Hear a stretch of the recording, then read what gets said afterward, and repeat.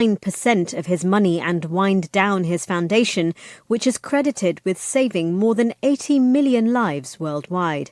Tony Waterman has more. The Gates Foundation won't close up shop overnight, but has set an end date of December 31st, 2045. Over the next 2 decades, Gates says he will give away most of his remaining fortune, with aid totaling more than $200 billion. Most of that money will go towards health and human development, at a time when the Trump administration has slashed funding for foreign aid and scientific research. The Gates Foundation has spent more than $100 billion since its inception 25 years ago, significantly reducing child mortality and improving access to essential health services in developing countries. And ahead of the US and China's trade talks in Switzerland, we had news that China's export growth rose, even as shipments to the US slumped sharply, following Washington and Beijing's tit-for-tat tariff battle. Laura Westbrook reports. Exports rose 8.1% in dollar terms in April compared to a year earlier, according to official data, and that beat expectations. But it was a slowdown from 12.4% growth in March, as factories rushed to get out shipments before the tariffs took effect. Imports, meanwhile, fell 0.2% last month. That was a third consecutive month of decline. And China's outbound shipments to the US fell 21% in April year on year, while imports dropped nearly 14%. From bureaus worldwide, this is FSN with the Week in Review. With FSN Spotlight, I'm Simon Marks. Today, the trade agreement that the UK and US governments say they have forged, even though it's clear that significant work still needs to be done on some pretty major aspects of it. Both President Trump and Prime Minister Starmer hailed the deal as historic, the US president particularly happy that he had something to announce before he departs Washington next Monday to begin his first foreign tour since his return to the White House. It's taking him to Saudi Arabia, Qatar and the UAE. The agreement allows British steel and aluminium exports to enter the USA tariff-free and 100,000 luxury British cars, but it keeps 10% baseline tariffs in place, and Sir Conor Burns, a former UK trade policy minister, thinks it's unclear just how much of a landmark agreement the deal really is. It seems to be quite limited and sectorally specific, but it is better than nothing. But I also think it is worth saying that it is from a suboptimal starting point. President Trump has completely turned over the apple cart of the rules of global trade. We are all operating now in a climate that is very, very unusual. So let's wait and see the detail. US Commerce Secretary Howard Lutnick summed the agreement up this way. Tariffs started at 10% and ended at 10%, he said, and the market access in the UK for American business. The Tallahassee Zoo, which faced a major budget crisis. Luckily, they were able to get both, keep guests and animals happy and stay profitable. And that's thanks to the zoo's new director, Maxwell Jeffries. Happy to be here. Thank you. Good morning. Now, what's the most profitable part of the zoo? The elephants, the tigers? No. The gift shop, okay? Food court. But now the entire zoo is the gift shop. So you come to the zoo, you look around, you see something you like, make me an offer. I'm a businessman. I want to make people happy. You're probably familiar with the old saying, don't feed the animals. Oh, right, of course. Okay, well, that's old-fashioned thinking. At our zoo, you can feed the animals. Anything you want? Anything you want. Oats, eggs, batteries, you name it. And we also invented a new tiered membership system. So for your standard membership, you go to the zoo, you get to see the animals. For your gold level membership, you get to pick any 2 animals, make them fight each other. Yeah. And then with a platinum, you get 1 hour alone in the zoo. No questions asked. Yeah. Wow. This is the Onion News Network. We're still not sure why you'd want to watch, but our video feed is streaming nightly for free at cam.freetalklive.com.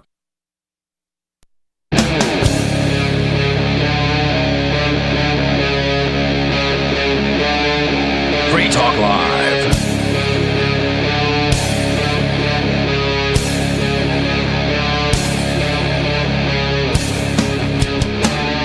This is Free Talk Live. Talk radio you control. You can give us a call and get your thoughts on the air. The phone number here is 603-283-6160. In the studio tonight, it's Stu. Riley. And Mr. Penguin. Did you guys talk to your moms today? It's Mother's Day, by the way. No, but I did talk to my mom yesterday. Okay. Yep, I sent my mom a text. I talked to my mom on the phone recently, so I did talk to her today, so I think we're good. Well, that's good. Yep. I did, because of Mother's Day, I did learn a new thing, which is semi-life-changing. All of my life, I've been having angel food for strawberry shortcake, just like white, spongy cake. And it's okay, but today I made a recipe that called for sweet biscuits instead of that kind of cake, and that's a game changer right there. That sounds like a game changer. Did you bring any? No, that type of dessert doesn't stand a chance of lasting. That's understandable. I mean, it sounds really good. Disappears fast. Yeah. I'm jealous. Yep. Well, there's plenty to talk about. Give us a call if you can change the topic at any time. There's a new pope. That's not my cup of tea. There's not my cup of tea either. If we want to talk about popes, I'm more likely to talk about black pope and gray pope and that kind of stuff. So we'll stick to things we can find in the news, and this one seemed to escape us for a couple of weeks. This is from March 28th. We have a story story from CoinDesk. President Trump pardons Arthur Hayes, BitMEX, and 3 other co-founders and employee. We're clearly not doing our job, guys. I mean, how 3 weeks was it? I think so. 3, man. March 28th is over a month ago already. How did we not come across this? I mean, I look at the news every day and did not see this. Oh, that's right. I'm reading left-wing news outlets, and they are just going to attack stuff. So anything good is definitely not going to get reported. Okay, never mind. So why do you read left-wing news outlets, Chris? Well, you know what it is. It's Slashdot, and Slashdot's been taken over by the left. So It's not really. It's not the news so much outlet. It's not a news outlet in and of itself, but it links to news outlets. But it's controlled. It basically is like blurbs of various articles that are of interesting to a tech leaning audience, and so that's just where I see the tech stuff. And usually I get the crypto stuff there too, but it's always like the comments are always very biasly slanted. Okay. More so than, and I would say decades past. So they kind of kicked out the anonymous posters and libertarians, and there's still every once in a while somebody makes a logical, rational point from like a libertarian perspective, but it's hard to find on the internet. It's mostly just hate and squalor. Oh yeah. I try not to consume news either, because most of that is it either leads you to asking the wrong questions, or it's just flat out making you dumber through. I figured out what happened actually through subconscious signaling. Here's what happened over the last couple of decades. The Europe got online, and when Europe got online, everything went left, and the rest of the world got online, everything went left. So, the left-right thing is kind of a pendulum. It's very much a pendulum. It goes back and forth and back and forth, and we keep doing the same stupid stuff over and over again. Meanwhile, the whole thing keeps winding up. Instead, we really just need to bring it down, whether it be left or right. That's actually a concept. That's not my idea. I've been reading James Corbett's new book. It's called Reportage, and it's a series of essays that he's been writing for a lot of years, and one of these is the idea of up-down politics, in which both left and right have basically the same point in advocacy, that government just needs to grow, needs to go up the scale towards bigger, and so the opposite of that is to. Maybe it needs to be framed. It needs to go down the scale to smaller. And maybe it needs to be framed a little differently. Like it used to be back in the day, it was more of more technical people tend to lean more libertarian.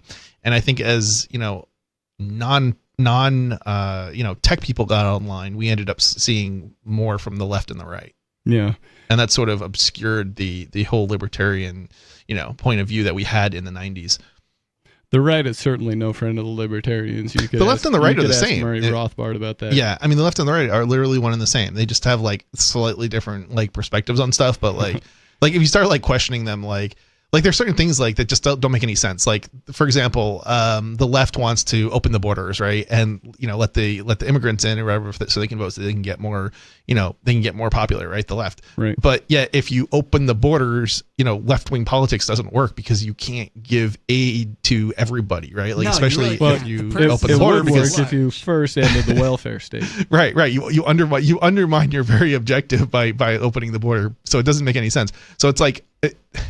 Anyway, it's funny. Like you have to have a closed border for left wing politics to work. That's where they get you. You can't have forced public aid and open borders. Yeah, or it creates a problem, and so. Right. That's where they get. So don't do the forced public aid part. Right. Like this is where I think the libertarian perspective is spot on. It's like, let's open the border, but not give the aid. Let's not have the welfare state. Yeah. And then everything will be nice and golden, right? But we can't have that. We can still take care the right of and left won't allow that. Poor. We can still take care of the immigrants and the poor. We just can't have this eternal welfare state where everyone's given a house. Right.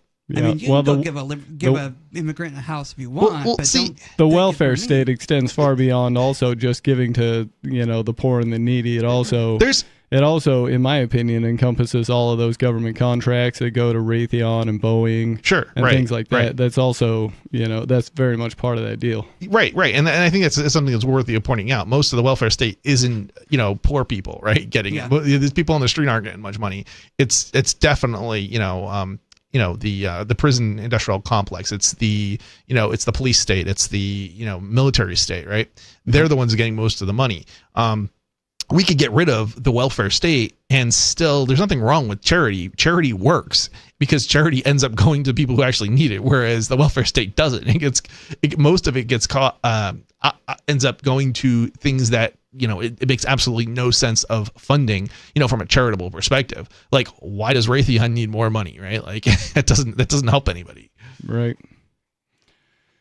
Anyway, let's see what we can get out of this article about the pardon of Arthur Hayes, the former CEO of BitMEX, who pleaded guilty to one count of violating the Bank Secrecy Act and was sentenced to 2 years probation. Arthur Hayes, the former CEO of crypto exchange BitMEX, has been granted a pardon by U.S. President Donald Trump, a White House official confirmed Friday. Again, this is an old article. Trump also pardoned Hayes' co-founders of BitMEX, Samuel Reed and Benjamin Dello, as well as senior employee Greg Dwyer and BitMEX's operating entity HDR Global Trading. A BitMEX spokesperson said he did what? He pardoned an operating entity, HDR Global Trading. Interesting. CNBC first reported the pardons, which the White House were signed on Thursday. White House said were signed on Thursday. In 2020, the U.S. Department of Justice brought charges against BitMEX, its 3 co-founders, and its first employee, Dwyer, accusing them of violating the Bank Secrecy Act. Prosecutors alleged BitMEX advertised itself as a place where customers could use its platform virtually anonymously without providing basic know your customer information. All 4 individuals eventually pleaded guilty and were sentenced to fines and probationary sentences. The exchange itself pleaded guilty to violating the BSA last year. So that's interesting. And according to everything I've heard from crypto users who also go to Mexico, BitMEX is a fantastic platform, or has been historically. That's a easy on and off ramp between pesos and dollars, no KYC. Oh, nice. It used to be and like it ought to be. Do they operate in the United States, or like what's the story with that? I think they're only in Mexico. So then what? See, this is the thing that drives me nuts. It's like, why is the U.S. going after somebody or an entity that is operating in Mexico, right? Like, isn't that Mexico's job, to enforce whatever laws it has to whatever degree it wants? This idea that, the United States, should be ruler of the world is just insane. I mean, how would you like it if Chinese law started to apply to you in the United States, or European law started to apply in the United States, or like that very much. Some other country's law? I mean, there's no way you can possibly comply with every country. There's 200 something countries in the world, and there's no way you could possibly comply with all the laws around the world. But if you're operating in the United States, why is it that you should then be held to account by Mexican law or Chinese law or any other country's laws. Mm-hmm. And I'm sure there's a history of this going back a ways, but as far as like the digital front, the first I heard of anything like this being done was Kim.com, who had never even never been to the United States. Never even been in America. Yeah, never been to the United States. They had no connection to the United States. And they just flew in there and picked him right up. Yep. So we don't like what you're doing on the internet. And the crazy thing is, they say there's a connection. Like, so the argument for Kim.com is something to the effect of, well, there's a connection to the United States through the way of the servers being in the United States. Some of the servers were in the United States. Like, okay, so he wasn't operating the servers. It was a third party entity operating the servers. Go after them if there's a crime, right? Yeah. Why are you going after Kim? Kim did not operate anything in the United States. Yeah, that's like saying you did something to the ocean in California and now Japan's, whatever where they had to share the water, which, I don't know, has been a thing historically, but you can't, I don't know, it just doesn't seem right to me that you can be doing your own thing perfectly fine within, the laws of the land, as far as that goes, and then the laws of somebody else's land way across an ocean somewhere seem like they don't coincide with what you're doing and they come pick you up. Yeah, it very much reminds me of something to do with, there was some sort of story involving copyright, and like something similar occurred where it's like why are you extraditing somebody to the United States when they didn't operate in the United States, right? Like this doesn't make any sense. So Hayes faced 2 years of probation. Dello spent 30 months on probation, and Reed 18 months on probation. Dwyer got 12 months of probation.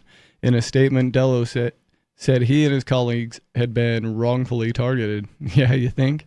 This full and unconditional pardon by President Trump is a vindication of the position we have always held, that BitMEX, my co-founders, and I should never have been charged with a criminal offense through an obscure, antiquated law, he said. As the most successful crypto exchange of its kind, we were wrongfully made to serve as an example, sacrificed for political reasons, and used to send inconsistent regulatory signals.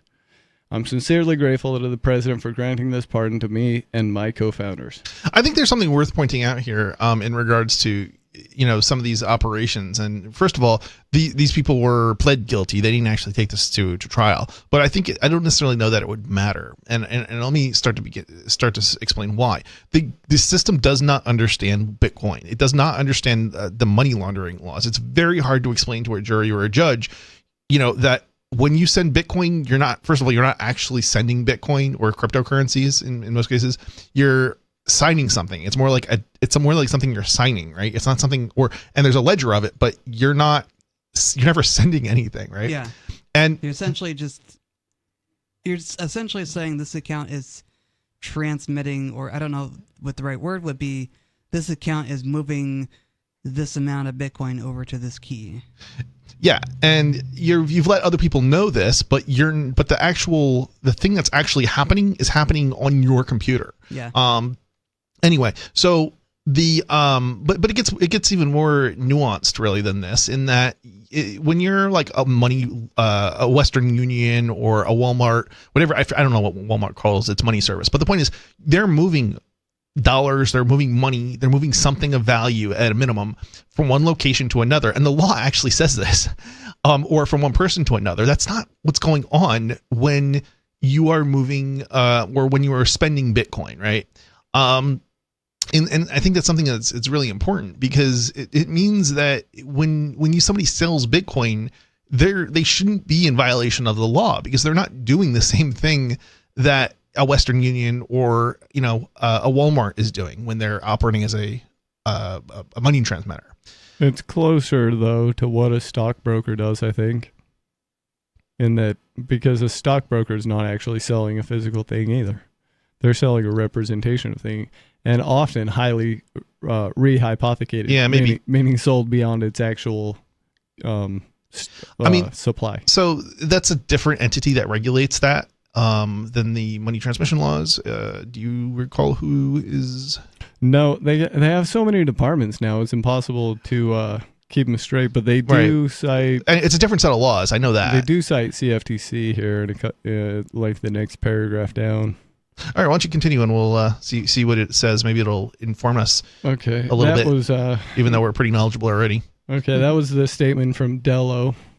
He seems very happy and grateful to President Trump. Hayes just said thank you on X, formerly Twitter. The Commodity Futures Trading Commission ordered BitMEX to pay $100 million for violating the Commodity Exchange Act and other CFTC regulations in 2021 separately from its DOJ settlements. Attorneys representing Hayes, Dello, and Reed did not immediately return to requests for comment. The reported pardons came just a day after Trump granted a pardon to Trevor Milton, the former CEO of Nikola Motors, who was previously convicted of fraud in 2022. In January, Trump made good on long-standing promises to pardon Silk Road trader Ross Ulbricht, who was 11 years into a draconian sentence of double life in prison plus 40 years with no possibility of parole. How on earth can someone be sentenced to double life plus 40 years? That's insane. Yeah, it's still mind-blowing to read that. Yeah.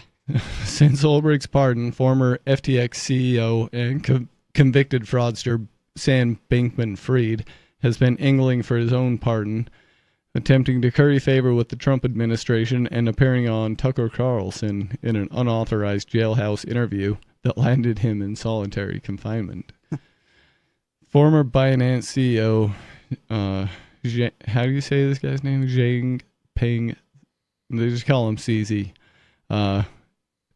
who pleaded guilty to the same charge as Hayes and served 4 months in prison last year, making him not only the richest person to ever go to prison in the U.S., but also the only person ever to serve jail time for violating the BSA, has denied reports that he too is seeking a pardon from President Trump. I didn't even know they got CZ. Anyway, but CZ admitted in a recent X post that no felon would mind a pardon, especially being the only one in U.S. history who was ever sentenced to prison for a single BSA charge. That's crazy. Yeah. So that's... He got prison time for a single BSA charge? Yep. What does BSA stand for again? That was the Banking Secrecy Act. Okay. Which probably says a bunch of gobbledygook. It probably does. It's probably massive, and who knows what it says. Yep, that's the end of the article there, though. So, I don't know. That's good that they pardoned Arthur Hayes, though. I don't know anything about the guy personally, but I did... I think BitMEX was a great company, doing a lot of good for people. I don't know if they caught wind to like the usefulness of remittances on this platform or what it was, but yeah, they shouldn't. I think what people are missing is that it's not individual act. Like, we don't even need to know what the case is really about, even, in this case, in the sense that this is just yet another example of a individual who should never have been charged in the first place with a crime. And it's the war on crypto. And this is, I think, this is probably a better example of the war on crypto than with the Crypto 6 and the Ian Freeman. Just in that, like, Ian Freeman wasn't prosecuted because of, crypto. That was just the excuse that they used to go after him, basically. Yeah, because they wanted him anyways. Right. These other individuals, they went after for political reasons, but they weren't, bent, I don't know if I can say the second word there, bent H on, basically going after him. They're just, they're trying to stop something that I guess the left doesn't really like. I don't know, it's hard to say what the right thinks.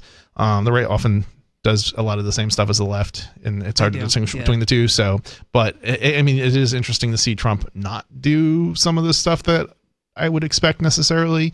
I wouldn't necessarily expect Trump, like, and what I mean by that is, like, normally the right is hard on crime is kind of what their mantra is, right? Mm-hmm. And yet that's kind of what we're seeing under Trump, but at the same time we're also seeing people getting pardoned that should definitely be pardoned.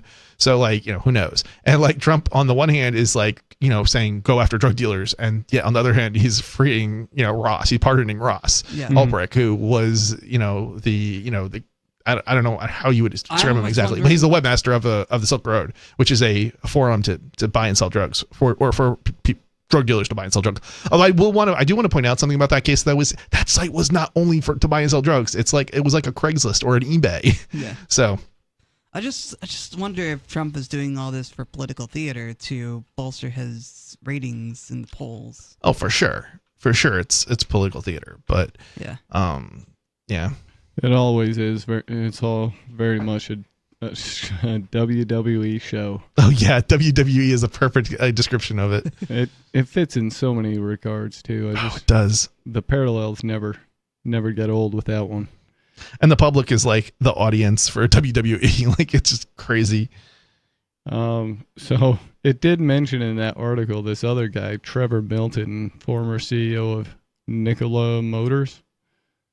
And I only read briefly about him, but it appears he was making promises and showing things for sale, showing examples of things he had for sale, and then when people would buy them, he had no such thing. Oh yeah, what is that called? There's a name for that.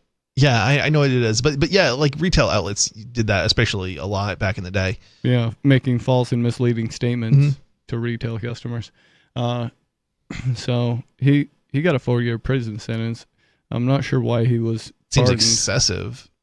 Maybe for that. Maybe Trump's just kind of, of that mindset where, like John McAfee used to say, that people needed to get scammed once in a while to sharpen them up. Yeah. Did John McAfee say that? Yeah. That's definitely something that I would be.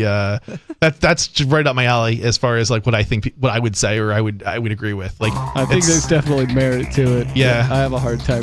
I'm not. I don't want people to be scammed, but like, it's better to be scammed when you're young than to be old and scammed out of millions, right? Or lose your life savings. Right. Exactly. What do you think? Give us a call. Do Americans love a good scam? It seems like it to me. The phone number here is 603-283-6160. It's Free Talk Live.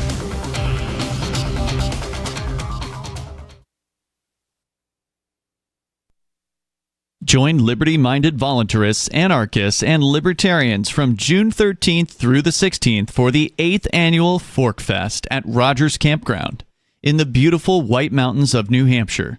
Forkfest is a fork of the Porcupine Freedom Festival, which has sold out in recent years. Forkfest happens the weekend before the Porcupine Freedom Festival. Forkfest is decentralized, which means that there's no ticket cost and no one is in charge. All you have to do to join the fun is reserve your camping site, RV site, or motel room with Rogers Campground for June 13th through the 16th. You can find out more at the unofficial website, forkfest.party. You can also connect with other attendees on the Forkfest Telegram and Matrix chat rooms, as well as the Forkfest forum. You can find links to those at forkfest.party. We hope to see you there June 13th through the 16th. Forkfest.party. From Feature Story News in Washington, I'm Jagruti Dave with the Week in Review. History was made when cardinals for the first time selected an American pope after 2 days of voting at the Vatican. 69-year-old Robert Prevost is a cardinal from Chicago as well as a citizen of Peru, where he spent years working as a missionary and then as an archbishop. Pope Francis made him a cardinal and in 2023 appointed him as the head of the influential department overseeing the selection of new bishops. As a result, he was viewed as one of the top contenders to follow in Pope Francis's footsteps. US President Donald Trump offered his congratulations to the new pope on Truth Social, describing it as a great honour for the United States. Robert Prevost will go by the name of Pope Leo XIV. Also this week, tensions between India and Pakistan ratcheted up as Pakistan denied Indian claims of launching attacks on military sites and cities, calling the allegations baseless. Relations between the two countries hit a new low since India blamed Pakistan for a terrorist attack in Indian-administered Kashmir, a charge Islamabad denies. Hira Mustafa reports from Islamabad. Pakistan's information minister took to the social media platform X, and I quote, he stated that Pakistan has not targeted any locations in Indian-administered Kashmir or across international borders so far. Neither has any loss been incurred by Pakistan Air Force. So the stance is very clear, and we have seen a similar statement coming from the Pakistan's Ministry of Foreign Affairs, who has categorically rejected these claims leveled by the Indian officials that Pakistan is trying to escalate the situation. And Bill Gates says he will donate 99% of his money and wind down his foundation, which is credited with saving more than 80 million lives worldwide. Tony Waterman has more. The Gates Foundation won't close up shop overnight, but has set an end date of December 31st, 2045. Over the next 2 decades, Gates says he will give away most of his remaining fortune, with aid totaling more than $200 billion. Most of that money will go towards health and human development, at a time when the Trump administration has slashed funding for foreign aid and scientific research. The Gates Foundation has spent more than $100 billion since its inception 25 years ago, significantly reducing child mortality and improving access to essential health services in developing countries. And ahead of the US and China's trade talks in Switzerland, we had news that China's export growth rose, even as shipments to the US slumped sharply, following Washington and Beijing's tit-for-tat tariff battle. From bureaus worldwide, this is FSN with the Week in Review. You can help spread the ideas of liberty with our Patreon for just $5 per month at amps.freetalklive.com.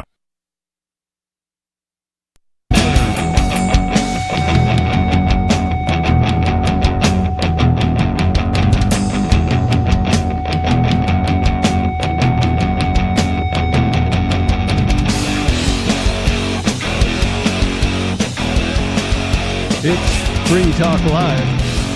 Talk radio you control. Give us a call. Phone number here is 603-283-6160. The largest libertarian camping festival, the Porcupine Freedom Festival, is being held at Rogers Campground in the beautiful White Mountains of New Hampshire this June 16th through the 22nd. PorcFest is the flagship annual event of the Free State Project.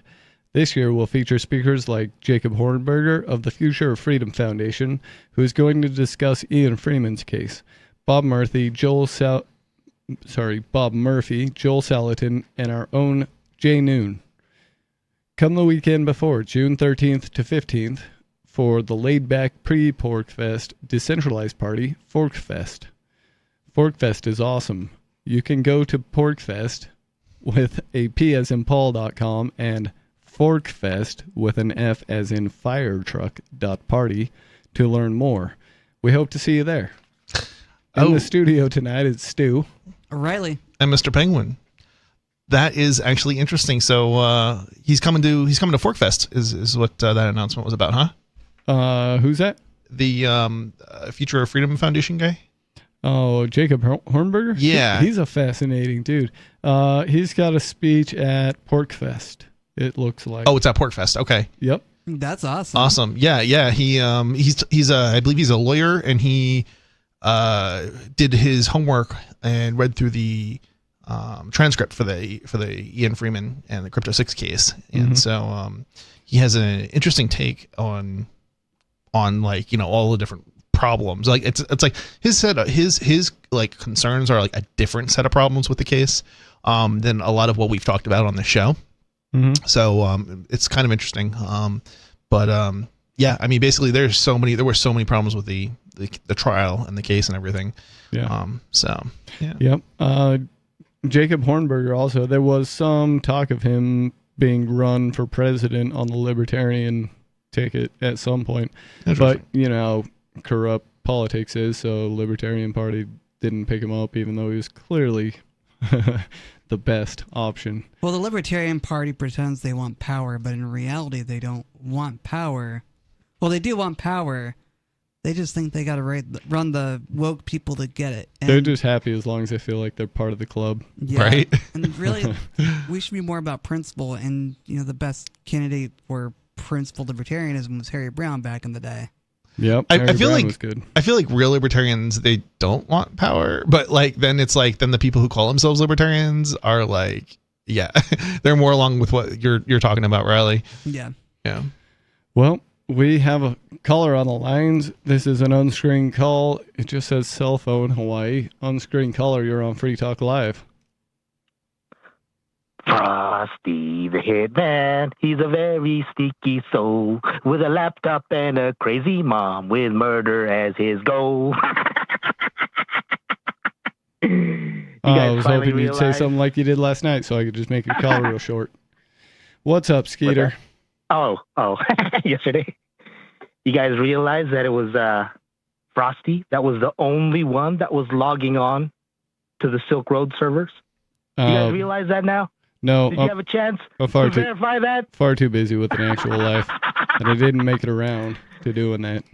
But of course, you don't want to see the truth. What is that? I mean, what is it? Okay, so hold on. Can we back up and... But you want to turn the blind eye to evidence. Hold on. Can you please back up and explain? Mute him for a second. Can you back up and explain exactly what that means? Okay. Frosty is a user on the box, presumably, right? And you're saying he's the only one who ever logged in. Well, here's the problem. You can have multiple people logging in. A username can have multiple different people logging in as that username. It doesn't. So go ahead. Go on. What were you saying? Yeah, possibilities don't raise the evidence to reasonable doubt. You realize that if you were to use that same argument, right? No, they have to show. Hold on. Like, for instance, for reasonable suspicion, a non-zero possibility isn't evidence. No, but they do have to show. They do have to show that there was an individual and that individual was logging on. You can't just say that. Finding his computer that was and the named standard of Frosty beyond a reasonable doubt does not hold up. Yeah. What's that? I don't know. And take into account all the evidence, right? There was a diary found on his laptop. Are you going to say it was hacked? By who? And let me read you some excerpts from that diary. I'm sorry, but what does this diary? What's the diary supposed to prove? It shows his management of the Silk Road that was uninterrupted from beginning to end, right? Including the hits, right? 3/28/2023, being blackmailed with user info, talking with large distributor, Hell's Angels. 3/29/2023, commissioned hit on blackmailer with Angels. 4/1/2023, got word the blackmailer was executed. 4/4/2023, withdraw where is it? Why are you using 2023, dude? This is when he commissioned the hits on the 5 people. In 2023, this is when that happened? Yes, this is when I have the Bitcoin. I have the Bitcoin transaction in front of me where he sent 30,000 Bitcoin. 2 years ago, he tried to do murder for hire. Found on a wallet on his laptop with the password. Skeeter, you got to listen to me for a minute. You just told us that there's a diary on there that's dated 2 years ago that said he did it. He commissioned a hit. That's funny. Okay, that was 2 This is long after the trial. Yeah, definitely long after the trial. Can you see the contradiction there, Skeeter? I'm sorry, I meant 20. Did I say 2023? I misspoke. Yes. It's 2013. I thought I said 2013. Oh, see, okay, it's important to listen to people, Skeeter, because then you find out information. Did you just listen to the evidence now? Okay, correct that date now. Did you listen to the evidence? Well, I think I just repeated back. There's more. But wait, there's more. Right? They tracked him. They caught him logged on to the mastermind account. They know only Frosty was logging on to this account on the Silk Road. This is the problem. We don't have a video of the trial because this is federal court. And so whatever you're saying, maybe some of it's true, maybe some of it's not, maybe some of it's misleading, but without having actually witnessed the trial, it's hard to tell, like what was presented in evidence, what might have been, manipulated or misled, who might be wrong or not be wrong, in terms of witnesses and that kind of thing. Like it's so much more complicated than you're making it out to be. And not only that, you're not going to change my mind on this. And here's why. Because when I look at this case from a holistic sort of point of view, if Ross actually typed into the computer the words requesting a hit on somebody, then I'm willing to forgive him on that, because I'm pretty sure the level of mind manipulation he was under was coming from like, of the most high order. I mean, and he was involved in such a web of, I don't know, like, the whole thing was a mess. And he knew he had dirty people on the inside. He knew there were feds messing with his stuff. He had tried to get out. People pulled him back. Well, it was concocted by the government. The whole thing was really like pretty messed up. And Ross was, as far as I can tell, he was a good player through the whole thing. It was also concocted by the government. It was the government's scheme to get him to do something criminal, almost right? Everything that went bad, as far as I can tell, was a result of government messing around with it. So you're not going to change my mind on this. But I know that's if the government didn't because they criminalized what he was doing effectively, they ensured that he could never go to a non-lethal solution to the problem in the first place. So it's still government created. Exactly. That's my point. So I get the feeling that's not what you called about tonight, Skeeter, and you probably have some strange, obscure concept that you're not going to be able to back up with actual logic. So let's get to that. He's not changing logic if you'd like to. He's not changing anyone's mind. Yeah. Actually, this is what I called about. Right? Hold on one second, though. Where does the libertarian get their water? From a well, actually. All right, go ahead, Skeeter.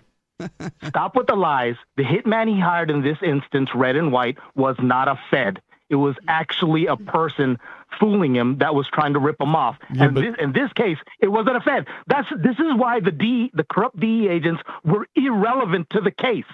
None of those facts mattered in the evidence presented in this case, right? This is a totally separate matter. Get your facts straight before you lie. Stop misleading gullible hippies. Right? Man. And okay, this is not really what I want to talk about. Now that I just so there's an issue of credibility here. There's also an issue of credibility here, man. Like if you were credible, we may just assume that you were right, but we're skeptical because you're not credible. You're not credible, right? Right? Like.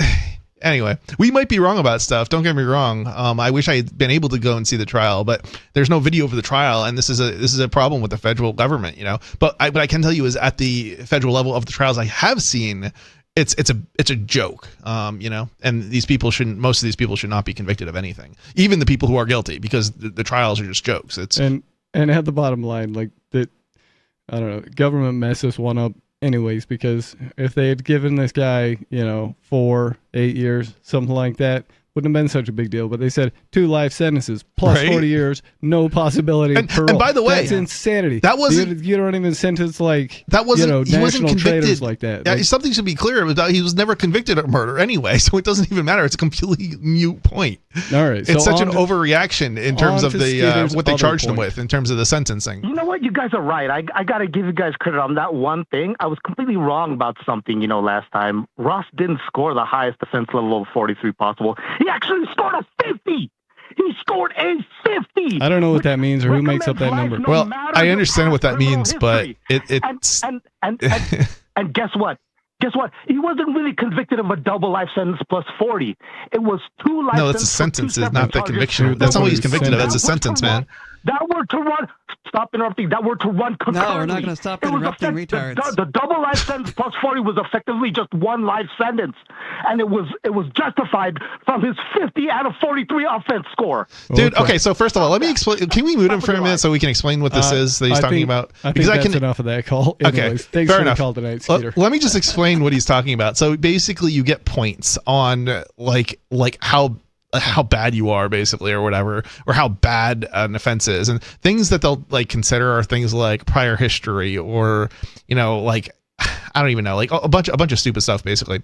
But and I'll give you an example of why this is kind of like this kind of ends up in some instances being really messed up, because it's like, okay, so for example, in Ian's case, right, he was convicted, and I'm not even entirely sure if he got points for this stuff, but like the point is that he could have, right? And certainly the prosecutor argued for more points rather than less.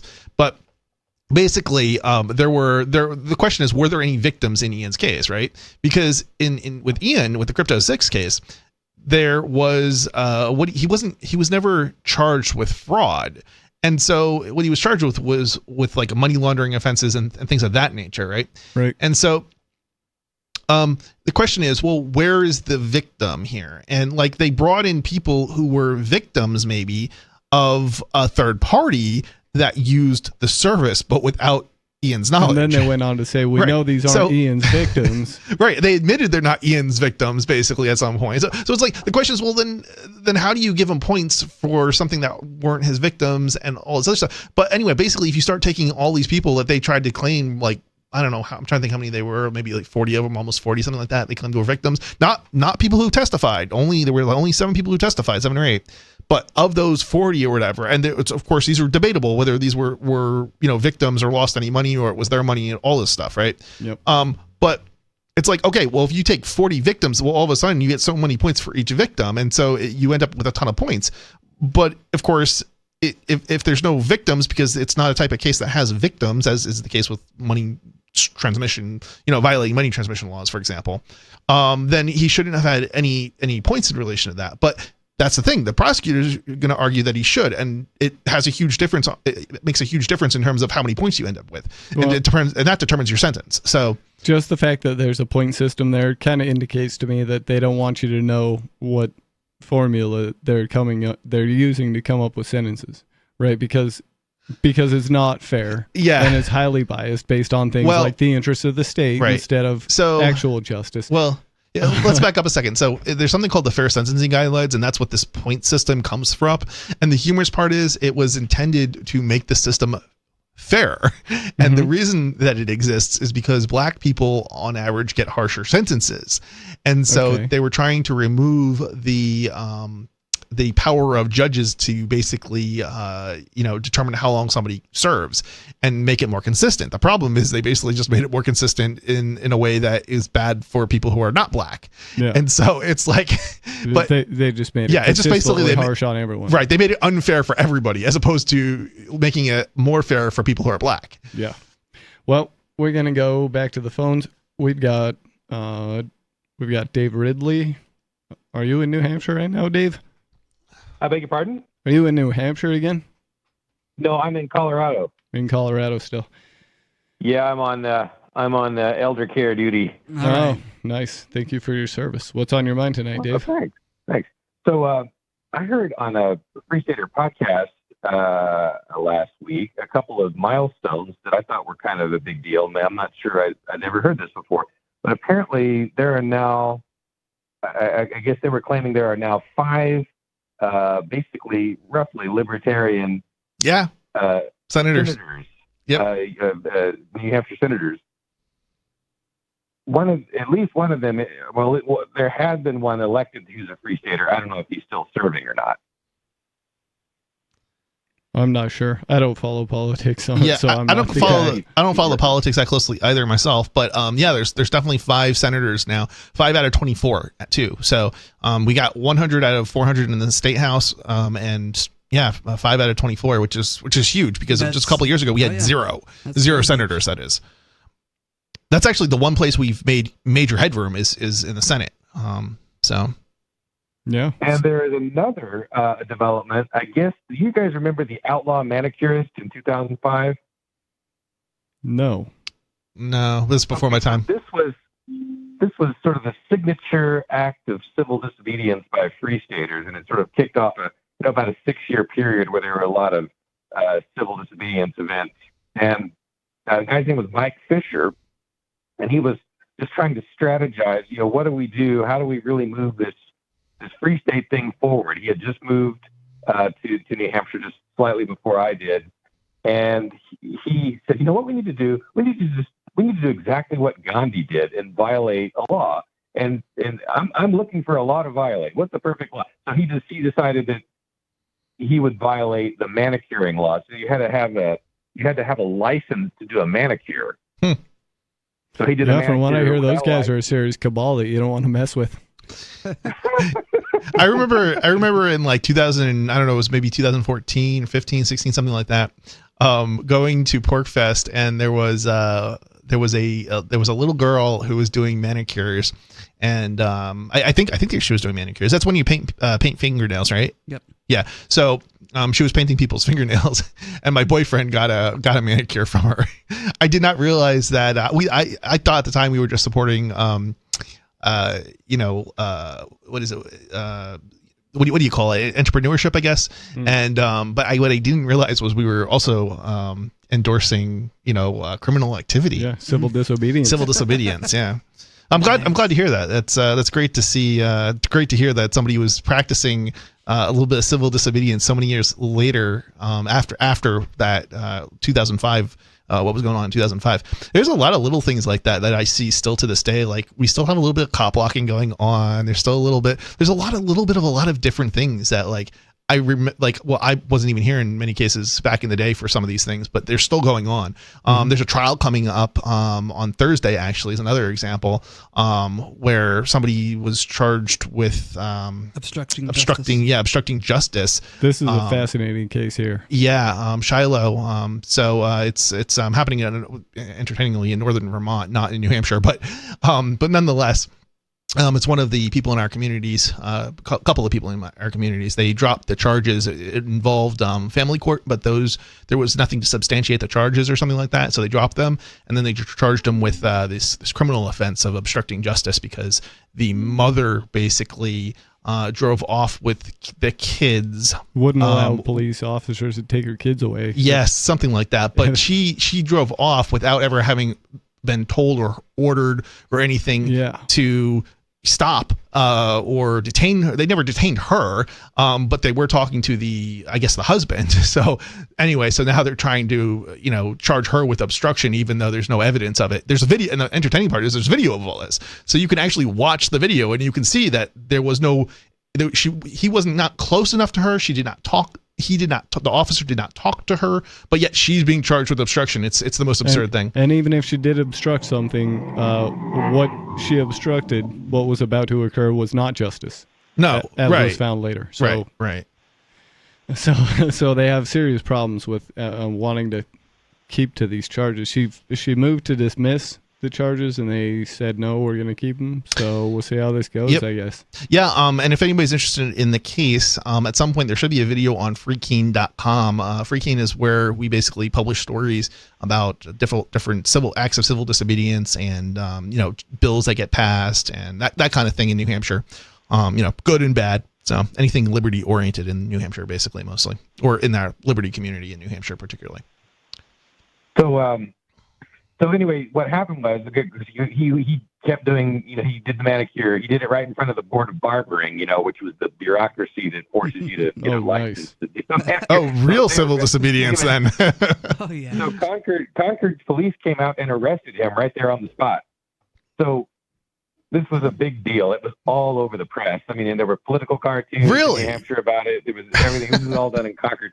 And anyway, so the follow-up to that was he suggested, so I asked him, I was a little bit more inside the system back then, so I said, well, what can I do to follow up, maybe at the State House, to follow up on your civil disobedience? And he said, well, I think I'd like to see a bill maybe that just makes it easier to get the license or something, reduces the number of hours required to get a license. You have to have 1,500 hours of training, expensive training. To paint somebody's fingernails? To get your license. Wow. Well, you had to, back in those days, you had to have 1,500 hours.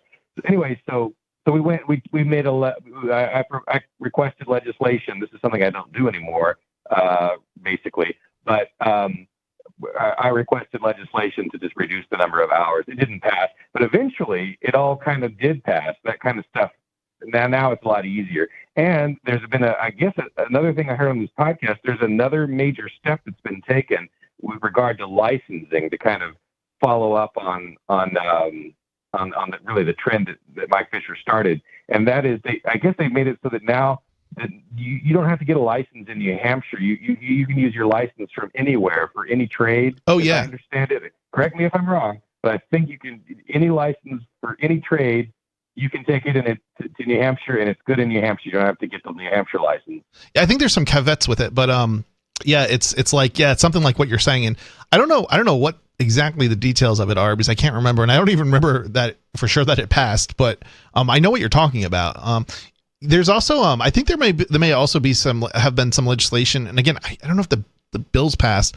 But I think like for like midwives or something, like, I don't know, like they don't have to be licensed or something like that. But again, I don't know if that passed or not. Maybe you recall. Yeah, and again, that's what I just heard it on a podcast, and I didn't go back and listen to it twice. Yeah. It could be that I'm misunderstanding. Maybe it's just something that was proposed. But I got the impression they were saying that this was now the law of the land in New Hampshire. So hopefully another milestone, if not at least another attempt at a milestone. Well, this is interesting, Dave, because there's so much stuff that goes on here. We can't keep track of it all, right? Like it's just, you'll hear about a bill, but then you have no idea what happened with it. And it may have been passed. It may not have been passed, but like stuff is happening. And it's happening all the time. So I can't blame anybody for not being able to keep up, because I can't keep up with it all myself. And I'm out there filming, trials and things like that all the time. So, in hearings and, protests and all sorts of stuff. So anything? That is all. Okay. Thanks for the call tonight, Dave. If you'd like to call and get your thoughts on the air, the phone number here is 603-283-6160. We'll have to get into it on the other side of this, but Mr. Penguin brought in a story which kind of coincides with the BitMEX CEO pardon, kind of on the same topic. And unless you want to give us a call, then we'll talk to you about whatever you want to talk about. Again, the phone number is 603-283-6160. It's Free Talk Live.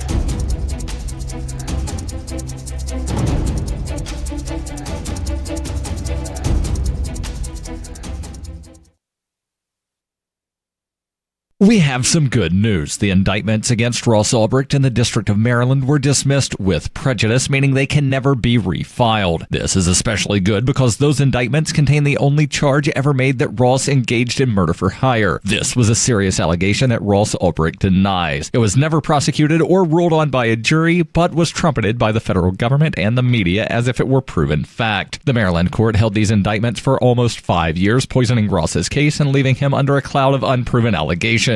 As explained in Ross's appeal to the Supreme Court, the fact that the judge used these allegations to give Ross a draconian sentence of double life without parole violated his Sixth Amendment right to a jury trial. Judges are required to issue sentences based on convictions decided by a jury, not unproven allegations never even charged at trial. Although this is a positive development, the dropped indictment will not set Ross free. Now, a presidential pardon is Ross's only hope of freedom. Sign the petition at freeross.org. freeross.org. The new 4th edition of Healing Our World, The Compassion of Libertarianism, will take your understanding of liberty to a deeper level and has over 1,300 updated references, new cartoons, and a foreword by Dr. Ron Paul. With discounts for multiple book purchases, the 4th edition of Healing Our World is a great gift for the liberals, pragmatists, environmentalists, and Christians in your life who think libertarianism is cold-hearted. Get yours today at healing.freetalklive.com and use promo code FTL for a $5 discount. There are lots of ways to listen to Free Talk Live. Our podcast has been around since podcasts began, and now the FTL feed is loaded with content besides our full show archives. Did you know that we make it easy for you to customize your podcast subscriptions? We have different feeds, one that includes only our full shows, one with just the Daily Digest, and our main feed that includes everything. You decide what you listen to. It's quick and easy to customize your feeds at feeds.freetalklive.com. That's feeds.freetalklive.com. You're listening to the live edition of Free Talk Live. Hour number 2 is next after the news here on the Liberty Radio Network at LRN.FM. From Feature Story News in Washington, I'm Jagruti Dave with the Week in Review. History was made when cardinals for the first time selected an American pope after 2 days of voting at the Vatican. 69-year-old Robert Prevost is a cardinal from Chicago as well as a citizen of Peru, where he spent years working as a missionary and then as an archbishop. Pope Francis made him a cardinal and in 2023 appointed him as the head of the influential department overseeing the selection of new bishops. As a result, he was viewed as one of the top contenders to follow in Pope Francis's footsteps. US President Donald Trump offered his congratulations to the new pope on Truth Social, describing it as a great honour for the United States. Robert Prevost will go by the name of Pope Leo XIV.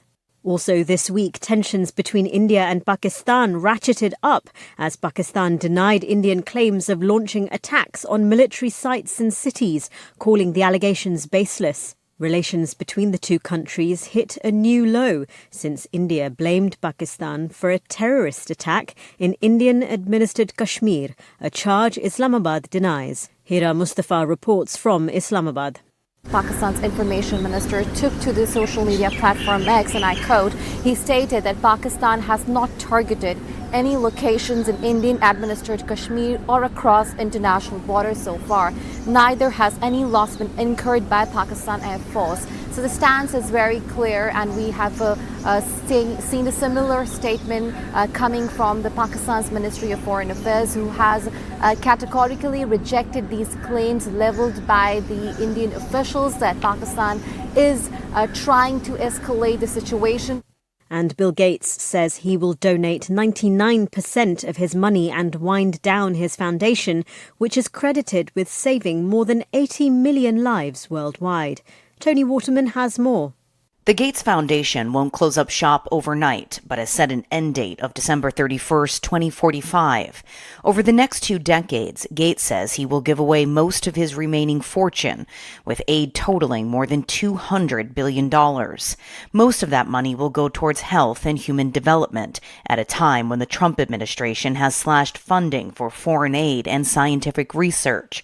The Gates Foundation has spent more than $100 billion since its inception 25 years ago, significantly reducing child mortality and improving access to essential health services in developing countries. And ahead of the US and China's trade talks in Switzerland, we had news that China's export growth rose, even as shipments to the US slumped sharply, following Washington and Beijing's tit-for-tat tariff battle. Laura Westbrook reports. Exports rose 8.1% in dollar terms in April compared to a year earlier, according to official data, and that beat expectations. But it was a slowdown from 12.4% growth in March, as factories rushed to get out shipments before the tariffs took effect. Imports, meanwhile, fell 0.2% last month. That was a third consecutive month of decline. And China's outbound shipments to the US fell 21% in April year-on-year, while imports dropped nearly 14%. From bureaus worldwide, this is FSN with the Week in Review. With FSN Spotlight, I'm Simon Marks. Today, the trade agreement that the UK and US governments say they have forged, even though it's clear that significant work still needs to be done on some pretty major aspects of it. Both President Trump and Prime Minister Starmer hailed the deal as historic, the US president particularly happy that he had something to announce before he departs Washington next Monday to begin his first foreign tour since his return to the White House. It's taking him to Saudi Arabia, Qatar and the UAE.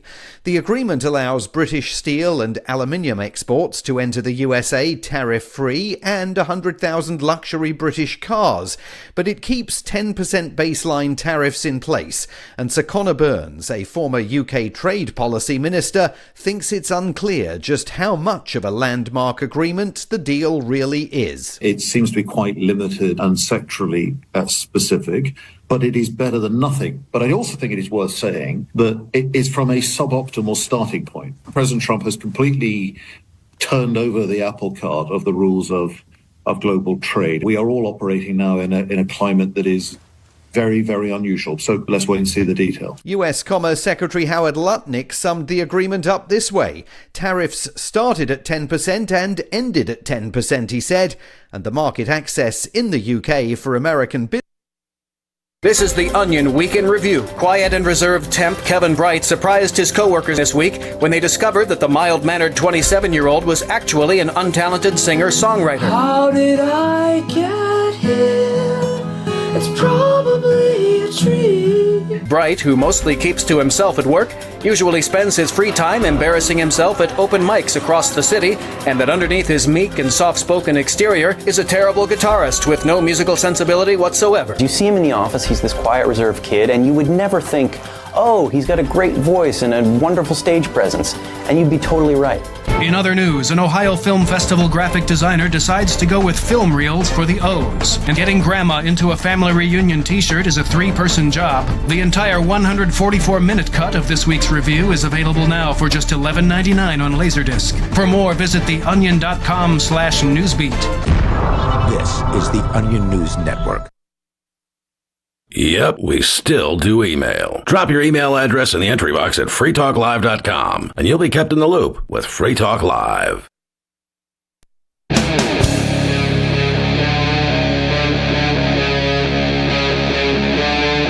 Free Talk Live.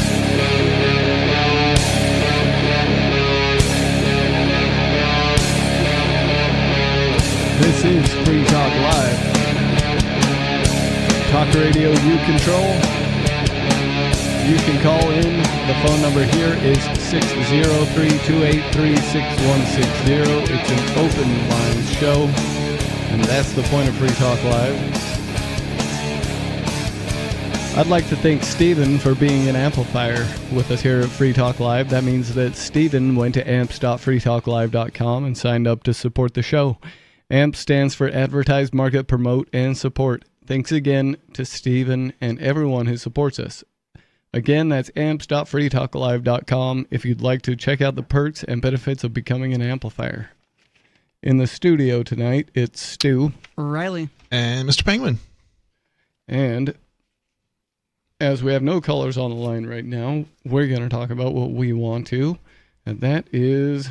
Mr. Penguin had a story he wanted to talk about. The crypto war. And, and definitely related topics. So there's another story here from The Verge. This is from May 8th. So this is, I don't know if this is, what are we? Yes, this is a little bit more recent than the story that you had, Stu. But let's see here. So judge dismisses most charges against FTX's celebrity boosters. So just to be clear, they're not dismissing the charges against FTX's founder. It's just the people who basically promoted FTX. All right. So what is the FTX for listeners who may not know? FTX is an actual exchange, unlike the Crypto 6, where Ian merely sold cryptocurrency for the Shire Free Church. All right. So anyway, so the famous people who endorsed FTX were uninformed and reckless, but not fraudulent, the judge rules. A federal judge in Florida dismissed most claims against athletes, actors, YouTubers, and other celebrities who endorsed Sam Bankman fraud. Hold on. Sorry guys. This is why I like paper copies, and it's funny because for years I brought in paper copies, but like if you bring in like your phone and you start scrolling stuff, you can accidentally click on links and things, and then you end up having to cut your story in half, like, and then trying to figure it out. The short version on what FTX was, it was a cryptocurrency exchange. It was shut down in 2022 after they charged the founder Sam Bankman-Fried with criminal charges such as fraud. The reason he got away with running his scam so long without catching any heat for it is that he was donating highly to political friends and their campaigns. That's where Ian went wrong. He didn't donate to political friends. No. He donated to the wrong political friends. I see. Donating to libertarians doesn't get you off when at the federal level, when the federal people are all on the right and the left. Yes. Sam Bankman-Fried was donating a lot to Democratic-related institutions. Yeah, I think his case was a little bit more complicated than that, because I don't necessarily know how much the donating to political figures actually helped him in that particular situation. I think most of the stuff that was going on was the entity was operating. It wasn't in the red, and it was only in the red for a short time. And if under the one of the problems with what happened was with FTX is, yes, they may not have been doing everything correctly, but it didn't necessarily mean the collapse of the entity, in that crypto, we all know, is somewhat volatile, and at times the prices can swing high and they can swing low. Well, in this particular time, it swung lower than normal, and as a result, FTX didn't have the funds basically to continue operating normally, and that's kind of, and eventually they got called out by one particular person, which actually ended up making people pull their money from the exchange, basically.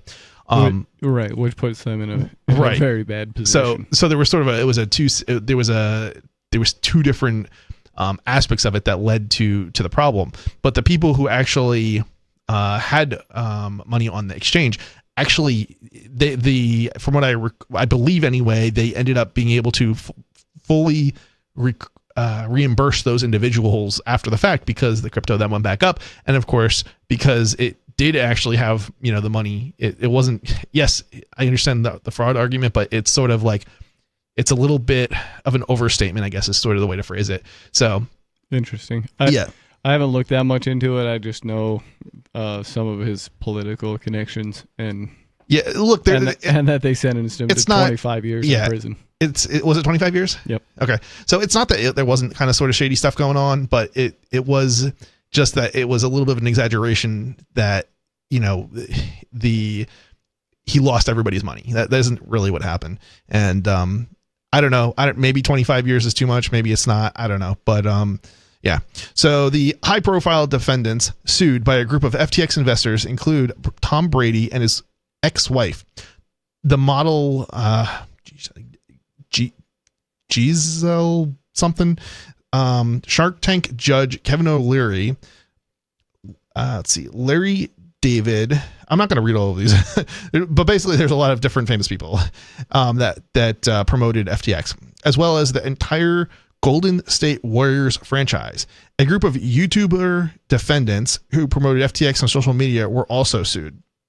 Judge, Michael Moore of the Southern District of Florida cleared both groups of defendants of most claims, writing that the plaintiffs failed to adequately plead causation and plausibly argue defendants' knowledge of FTX fraud.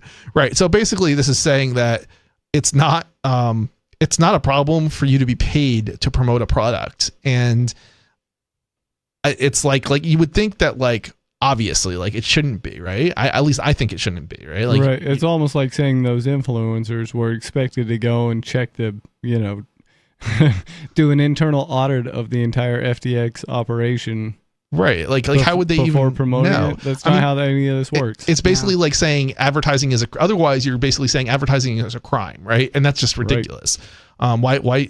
I mean, yeah, I guess in some respects, we'd be better off maybe you could try and argue we'd be better off without advertising, but at the end of the day, people have to know that your product exists. There has to be some means, and that's advertising, right? So there has to be some means of people finding out that your product exists. I mean, there's definitely word of mouth, but advertising gets your message out there quicker.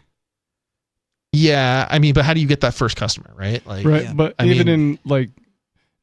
I guess if you want to extrapolate this situation down, even in word of mouth, maybe they start arresting you because you recommended somebody who did shoddy work, or you know what I mean? Yeah. I mean, it's kind of the analogy to what they seem to have done here. Yeah. I mean, you shouldn't be responsible for somebody else's actions, I think at the end of the day is what it comes down to. And it's like trying to hold somebody to account for somebody else's actions when there was no knowledge of some sort of fraud even is just absurd. But that's what they were trying to do here. The celebrities who backed Bankman-Fried's exchange may have been uninformed, negligent, or even reckless. Yeah, I mean, it's probably true that they were uninformed, negligent, and I don't know about, it's hard to say if you can say they were negligent. I mean, nobody else knew, so why would you assume that they knew, right? That there was something going on, nefarious behind the scenes. And how would you even... It's not like they came and said, hey, we got this totally scammy exchange. Please advertise it. No, we have this awesome cryptocurrency. It was a completely, we'll pay you this much to advertise. It appeared to be a completely legitimate business that was regulated by the feds and everything. Yeah, you could log on and use the platform. Right. Yeah. So real thing. Yeah, I mean, this is like saying, I guess, think of some major product that everybody buys and uses, and later you find out you do some sort of celebrity endorsement for them, and at some later date you find out that they were doing some sort of shenanigans behind the scenes. Now you're supposed to be liable for that. I mean, that's just ridiculous. How are you ever supposed to know when nobody else knew that something something improper was going on behind the scenes? I don't think they even... I'm trying to remember back to the days of OneCoin. I'm sure you're familiar with that. Oh, yeah. I don't think they even charged people for trying to promote that. Just the people who were, Yeah, that was an outright scam. Level. Yeah, that's the thing. And that one was obviously a scam. And that's the thing. I want to point out, there are different degrees of sort of scumminess, right? Like FTX was an actual exchange. It operated. Yes, there was some, shenanigans going on in the background, but it wasn't like OneCoin. OneCoin was an outright scam. There was no cryptocurrency OneCoin, and yet they tried to suggest that there was. There wasn't even a database. I guess maybe there's sort of a database to record like the fact that you bought it, but like it wasn't a cryptocurrency. Let's put it that way, right? Yeah. So it was an outright scam. And it looks like they're still handling claims and all of that. So yeah. So anyway, so like in terms of like, dodginess, yeah, like FTX wasn't really that particularly dodgy. OneCoin, yes, that was dodgy. You could start to go on and say, well, some of these other exchanges are dodgy too because they're not compliant with the law, right? Well, then you've got to ask, well, whose interpretation of the law? Because all of these exchanges have lawyers, and they're advising these companies how to operate. And if the laws aren't clear, then right? Anyway. Yep. And then they're all guilty of some sort of crime. And they also have to be taken into consideration when you're operating a business. If none of your competitors are complying, well, you can't necessarily afford to comply because then you'd go out of business too, right? Like if there's going to be, and I'll give you an example. If none of your competitors are doing KYC and then you start doing KYC, well, your customers are all going to flee to those other entities that are not doing KYC because KYC is really annoying. It doesn't work anyway, but it's really annoying. And, making your customers jump through hoops. Yeah, that's going to make them go to somebody else if there's another option on the market. Yeah, I've been around long enough to have seen the start of exchanges starting the KYC thing, and it was very disheartening. You used to be able to get on Poloniex and just trade cryptos around willy-nilly without, all you needed was like an email. And that was kind of for your safety. I remember the days when Coinbase was the same way. Coinbase used to be without KYC, I think in 2015. Well, none of them had KYC because nobody thought you had to do KYC because Bitcoin is not, Bitcoin is selling something that is not, it's not money. It's not, you're not like the whole idea that you would have to like, it's basically the argument that they used in the Crypto 6 case was that because Bitcoin was something of value, you had to comply with the money transmitter laws. Oh. But this is insane because everything that anybody buys or sells is of value. Yeah. So right. to try and argue that like you have to that the church would have to register or Ian would have to register to sell Bitcoin is crazy because if that's the case, then my company should be registered too because we sell computers and accessories, right? Like those things can also be traded, and used as a currency. Anything can be used as a currency, right? Like at what point are you, if you're going to say that it's only if it can be used as money or something of that nature, then at what point does something become that, right? You're literally allowing a prosecutor to arbitrarily decide, whether or not you have to be registered. And it's like, if there's no clear law saying you have to register for these things anywhere, then how is anybody ever supposed to know when they're supposed to be registered? And registering and doing the KYC is complicated, right? This is not something that you can just do easily as a small time, dealer of cryptocurrency or, as a small time business, selling computers, you can't register to do KYC. Like it just doesn't work. Yeah. The regulation of crypto has been a very good example of how they just kind of make up the rules as they go along and they'll decide what's right and what isn't based on their interests. And you better just fall in line. We're going to interrupt this story and get back to it in a little bit. We've got a caller on the lines, on-screen caller in Orlando, Florida. You're on Free Talk Live. What's on your mind? Hello. On-screen caller going once, going twice. All right, maybe they'll call back. Maybe they won't. So let's see. Let's continue with the story. But that doesn't mean the case is fully over. The celebrities still face claims for violating state securities laws in Florida and Oklahoma, and Moore ruled that the plaintiffs can amend their complaint. They'll just need to bring more robust evidence if they do. So that's that story. Let's see here. I do have another one here we could get into. That kind of backs up what I say a lot that they can charge you with whatever they want. Like just because you've been charged with something often convicts you in the court of public opinion anyways. Oh yeah. And if you end up in front of a jury, you don't even have to be charged with anything. They're almost certain to say guilty no matter what. No matter what the actual facts of the case are. Yeah. Juries just like to say guilty. Well, you have to remember the jury likes to hear, and the best way to really win a case is not just the facts alone. You got to tell a good story. Oh yeah, it seems like. I think the best example of this is with Patrick, who's an FBI agent who's been attacking Free Staters for decades now. And in 2016, he basically had a raid conducted on our studio here, and he was basically attempted to smear Ian's name. There were no arrests for anything. It was just he just made sure to get certain bad things into the media's hands, and then to make sure that the Ian's name, because it was on the bill, got plastered all over the media. And it's like no arrest, nobody was arrested, and yet his name was smeared all over the media for bad stuff, scary stuff. It's like, no arrests. They didn't even have to file official charges in that case, right? No charges, no arrests, just, nothing. Hey, we just did a raid. This was going on, so we took his computer because there was literally a false affidavit in order to get the warrant to conduct the raid, and the studio, various people who they took computers and devices from literally had to sue 5 to 7 years later to get those devices back, because the government will never give you your stuff back. They'll steal it, but they won't give it back after the fact, even though they're wrong, even though there's no evidence of any kind of crimes, even though there's no charges. It's quite disturbing. And of course, 5 to 7 years later, your computer's not worth anything. Your phone's not worth anything. Whatever you had that they stole is not worth anything. So it's like, and the only reason to effectively sue them is over principle. It's a reason of principle. Give us our stuff back. You wrongly took it. Now give us it back. And it actually goes to kind of evidence and prove the fact that if there had been what was alleged, Ian absolutely would have been charged.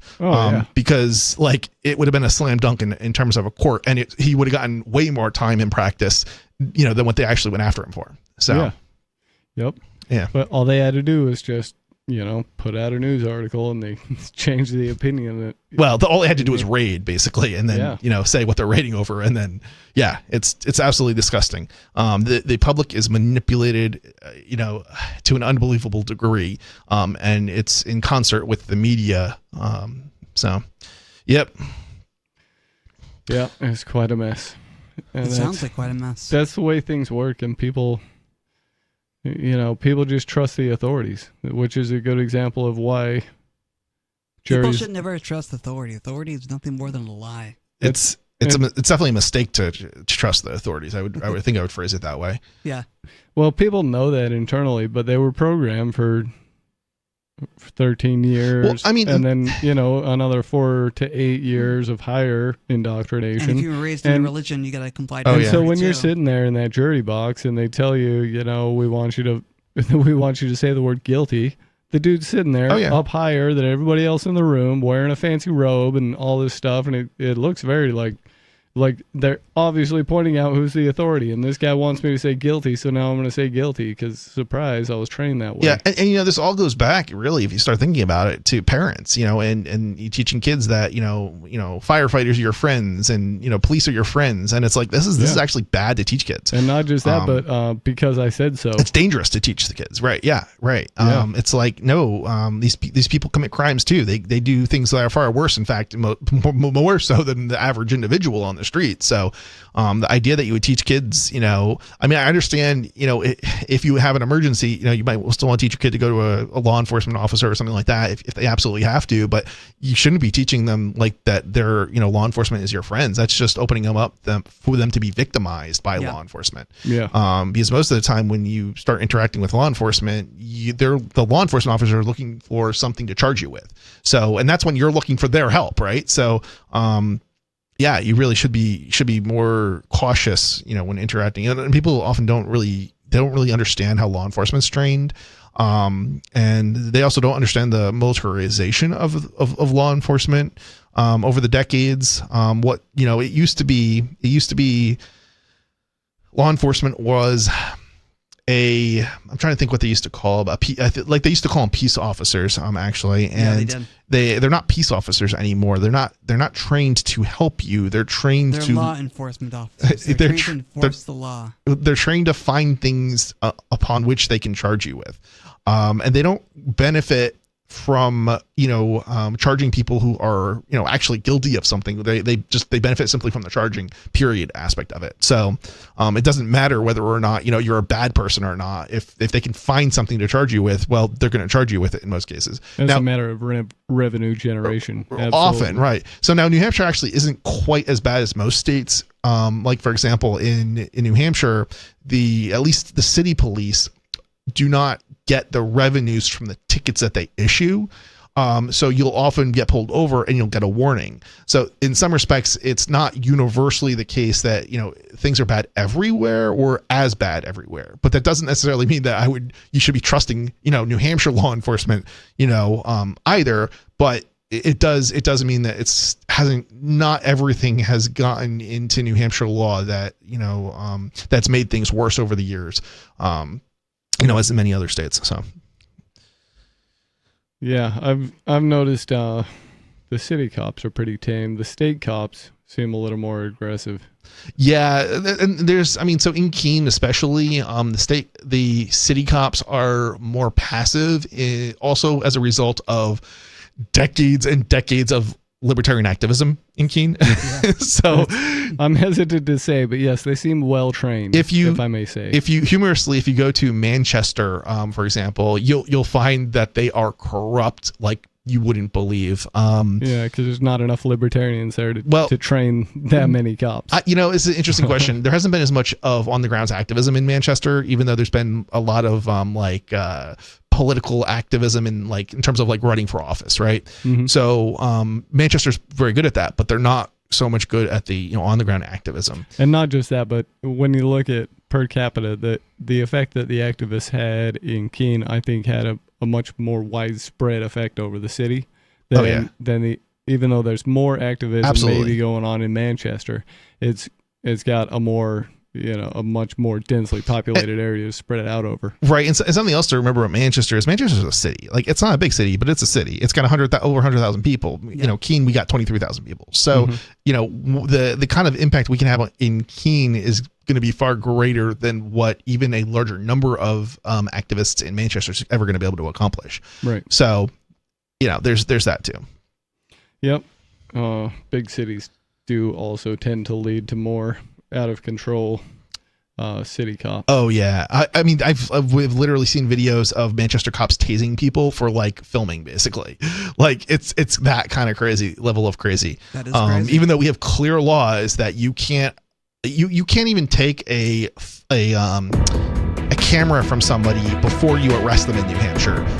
And they're tasing people for filming in Manchester. Oh, geez. So, yeah. Well, I've never been hit by one of those. It doesn't sound like fun.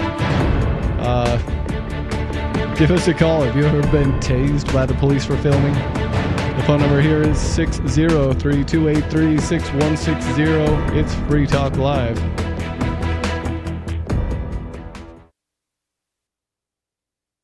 If you've never been to a pawn shop, it's probably not what you're expecting. I'm Holland Cook with Inflation Hacks. Think yard sale, where you can be the buyer or the seller. The cash you need today may be something that's gathering dust right now in your garage or attic. Why wait till next Christmas to re-gift stuff that Santa brought last Christmas? Need power tools? Who cares if that second-hand electric drill is scratched up? It looks like you've been working. When you see someone with a Rolex watch, a real one, can you tell whether they bought it new?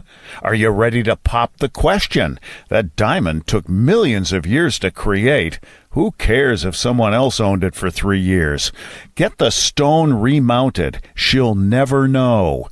How are you coping? Post your inflation hacks at andyoucanquoteme.com. From Feature Story News in Washington, I'm Jagruti Dave with the Week in Review. History was made when cardinals for the first time selected an American pope after 2 days of voting at the Vatican. 69-year-old Robert Prevost is a cardinal from Chicago as well as a citizen of Peru, where he spent years working as a missionary and then as an archbishop. Pope Francis made him a cardinal and in 2023 appointed him as the head of the influential department overseeing the selection of new bishops.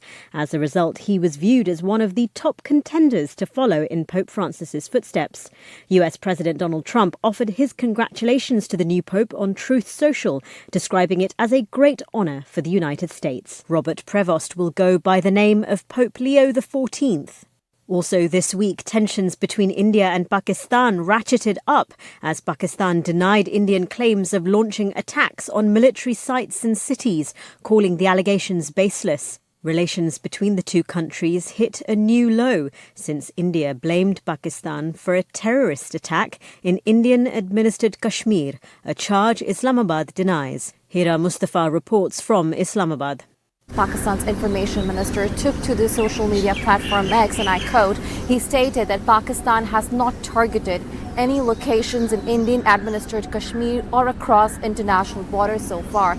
Neither has any loss been incurred by Pakistan Air Force. So the stance is very clear, and we have seen a similar statement coming from the Pakistan's Ministry of Foreign Affairs, who has categorically rejected these claims leveled by the Indian officials that Pakistan is trying to escalate the situation. And Bill Gates says he will donate 99% of his money and wind down his foundation, which is credited with saving more than 80 million lives worldwide. Tony Waterman has more. The Gates Foundation won't close up shop overnight, but has set an end date of December 31st, 2045. Over the next 2 decades, Gates says he will give away most of his remaining fortune, with aid totaling more than $200 billion. Most of that money will go towards health and human development at a time when the Trump administration has slashed funding for foreign aid and scientific research. The Gates Foundation has spent more than $100 billion since its inception 25 years ago, significantly reducing child mortality and improving access to essential health services in developing countries. And ahead of the US and China's trade talks in Switzerland, we had news that China's export growth rose, even as shipments to the US slumped sharply following Washington and Beijing's tit-for-tat tariff battle. From bureaus worldwide, this is FSN with the Week in Review. Got Telegram? You can follow our channel there and discuss show prep with other listeners at telegram.freetalklive.com.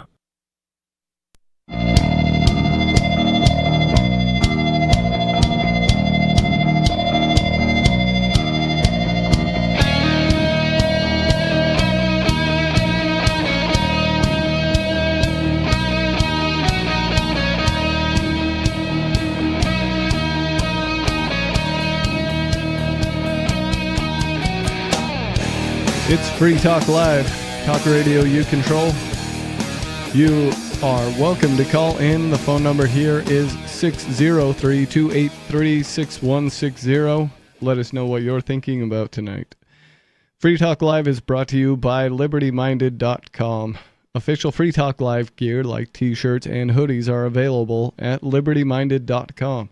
Plus, you'll find a unique collection of cool and funny Liberty-oriented clothing at LibertyMinded.com. That's LibertyMinded.com. In the studio tonight, it's Stu. O'Reilly. And Mr. Penguin.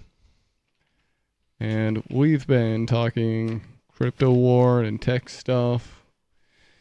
We're open to taking your calls. Mr. Penguin has another story along these lines with some EU shenanigans. It's a tech night, apparently. It is always tech night whenever I'm on. So the story is from the BBC. It's Wikipedia legally challenges flawed online safety rules. But before we get into that, I just want to tell a little bit of a story about how corrupt Manchester cops are. We're talking about Manchester, New Hampshire. Yeah, Manchester, New Hampshire. So this is a city that actually went and advertised immunity for law enforcement from crimes as a benefit of becoming a law enforcement officer. They said, hey, come sign up with us. You can get 401k, pension, health care.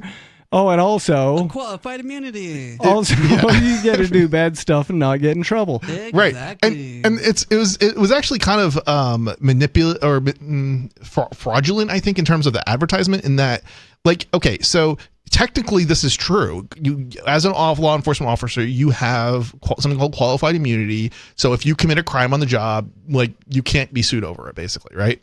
But that doesn't actually technically mean that like even if it's like an actual criminal offense too, even potentially. But it doesn't necessarily mean that like off the job that you can like run some sort of illegal establishment, right? Because that's not part of the job. So it's kind of misleading if you start advertising immunity as one of the job perks. Yeah, that's a nice penny. Which right. Now, it's probably true that they're not going to go after you if you're a law enforcement officer and you have a side gig that committing crime off the job, right? Like, that's probably a true statement. And maybe that's the immunity they were talking about, and they weren't talking about qualified immunity. But doesn't that just make it all the worse? Anyway. It does seem like a thing they shouldn't add to their list of benefits. Yeah, it's something they should not be advertising. I mean, just the appearance of it. And I will point out that there was pushback on this, and they did remove the immunity from one of the job perks from the advertisement they had. I bet there was pushback. Yeah, because it's like, what are you thinking? Yes, you're technically correct, but like, you're literally advertising to criminals to become law enforcement officers. Or people who are corrupt in and of themselves and want the power to enforce the law and make sure that they have the power to do whatever they want with impunity. Right. And it's like, okay, well, let's say it's part of the job. Like what you meant was it's part of the job. Well, what does that mean then? That means you can like beat people up and stuff like that who are like not haven't committed any kind of crime and stuff like that. Like, that's what they're saying otherwise, right? Like, that would be the alternative interpretation of it. So I mean, that's what a potential candidate thinks when they see that. Right. So like, you're only hiring, your goal is to attract thuggery to law enforcement. Like, is that really what you should be doing? Obviously not, but this is what Manchester does.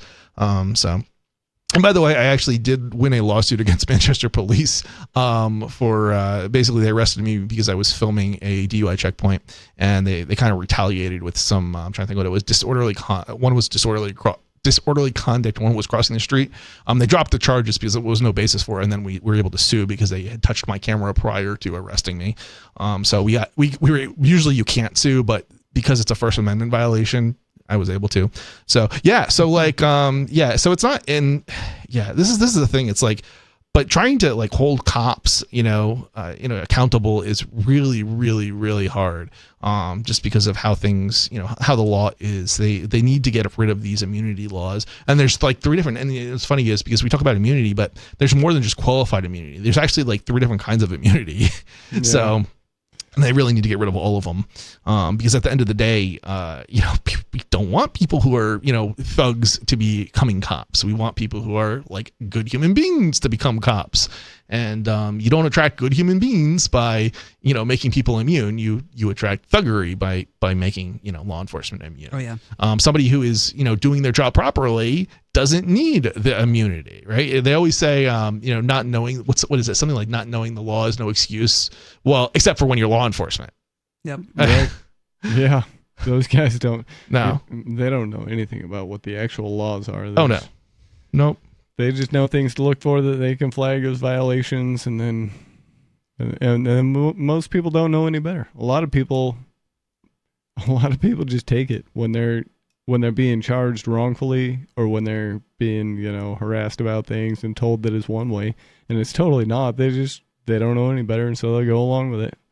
Well, and this is how people, police basically go around abusing people. It's like the people aren't committing or doing any wrong. They don't have any wrong or immoral intentions, and it's a major problem for me too. People acting this way, because then when a cop wants to harass me and they ask me for papers, please, and I'm like, what do you need those for? And they jump straight to, I'm going to arrest you if you don't give them to me. Right? It's like, you have no obligation to give them to them, but they're going to arrest you over it. They're so used to just even though it's not dealing crime. with docile sheep that don't ever say a word back when they encounter somebody who thinks for themselves and doesn't like being pushed around by bullies and thugs. It really kind of puts them off their guard. I will say I don't want to say in defense of cops, but like, they haven't, like in New Hampshire, you can push back a little bit, right? Like they may not like it, but they have been trained by some of them decades. And it's just like not Manchester cops again, but like Yeah. elsewhere in New Hampshire, they've been pretty well trained. It's hit and miss. There was the incident with Lumpy's girlfriend in That's true. Hillsborough That's with true. Sweeney, Yeah. Officer Sweeney, who he should not like. Maybe she was being a bit annoying to the cop, but certainly didn't deserve to be slammed to the ground the way she was. So yeah, that was way out of line. Look, I'm not saying they're perfect. I'm just saying they're pretty well trained. And this again, but is by comparison, right? Like the stuff that goes on elsewhere is even worse than probably a lot of what we've seen, I think. Yeah. Again, in most of New Hampshire, I think the Manchester cops are probably as bad as cops elsewhere. But like, I think I've had 3 police interactions in New Hampshire in the several years I've been here, and 2 were polite and 1 was not polite at all. Yeah. I had to go to court on that one. I've had many interactions with cops in New Hampshire, but that's mostly because I've done police accountability work and filming court cases and things like that. I might need more police accountability work or to do something. I haven't had many police encounters yet. Yeah, right. I try to avoid it. Yeah. That would be interesting. I don't know. See, O'Reilly too. You'd probably be another candidate. There's a video of what's Mikey from back in the day. Like I don't know, this would be like about a decade ago actually. Are you talking about the little kid Mikey? That's like, he was a little kid. He's a little like I don't know. He's probably like 7 to 10, something like that. And he's outside filming this cop. Well, he's holding the sign. There's a video of this. He's holding the sign telling basically passengers to like turn around. There's a cop ahead, something like that. Oh wow. And I don't know if it was like, I don't think there was a DUI checkpoint or anything like that. So I'm not really entirely sure. Maybe I have the messaging off a little bit. But anyway, point is, maybe it was just something like cop ahead, right? But it was really funny because it's like this 10-year-old is like out there doing this, right? Nobody would think of this, but he was.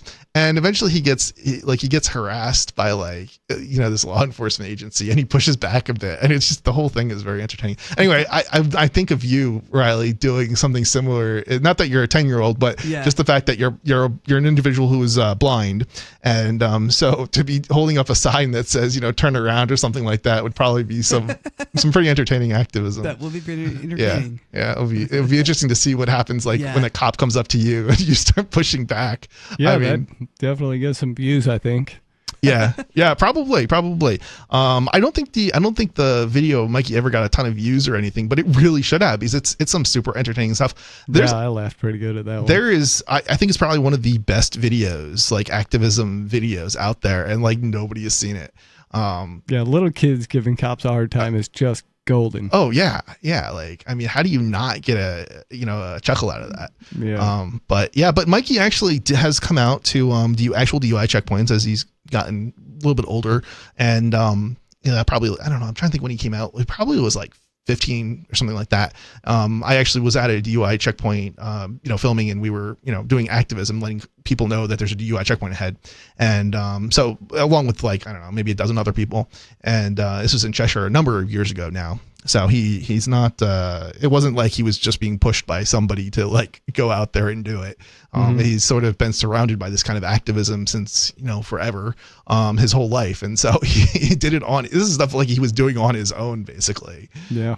So that's awesome. Yeah. He actually also, beat a charge with, driving. He was driving. So he hadn't yet gotten his license. He was like 15 or 14 or something like that. And, I don't think he had his permit yet. And he got charged with like driving without a license or something like that. And he has a motorcycle basically. Yeah. And he like fled from the cops kind of situation. It's kind of entertaining. But they never actually caught him on the bike. So they couldn't identify him until after the fact. Right. And they couldn't get him with like evading because they never actually got behind him with the lights on. All they had was the license plate. They don't know who was on the bike. And so by the time they caught up with him, knew, but they couldn't prove either. Right. And so all they had was basically this kid who was like, well, I think it was probably him or something like that. Mm-hmm. And like then they also had him like on the phone, and sure, he came immediately to the police when they called him. So like he complied with the law up to for the at the points at which they could positively identify him, he was completely complied with the law. So there was no evidence of him actually like not complying with the law. So anyway, so they basically, and it was interesting because it was also an interesting case because they actually threw the case out after the trial, but before the judgment.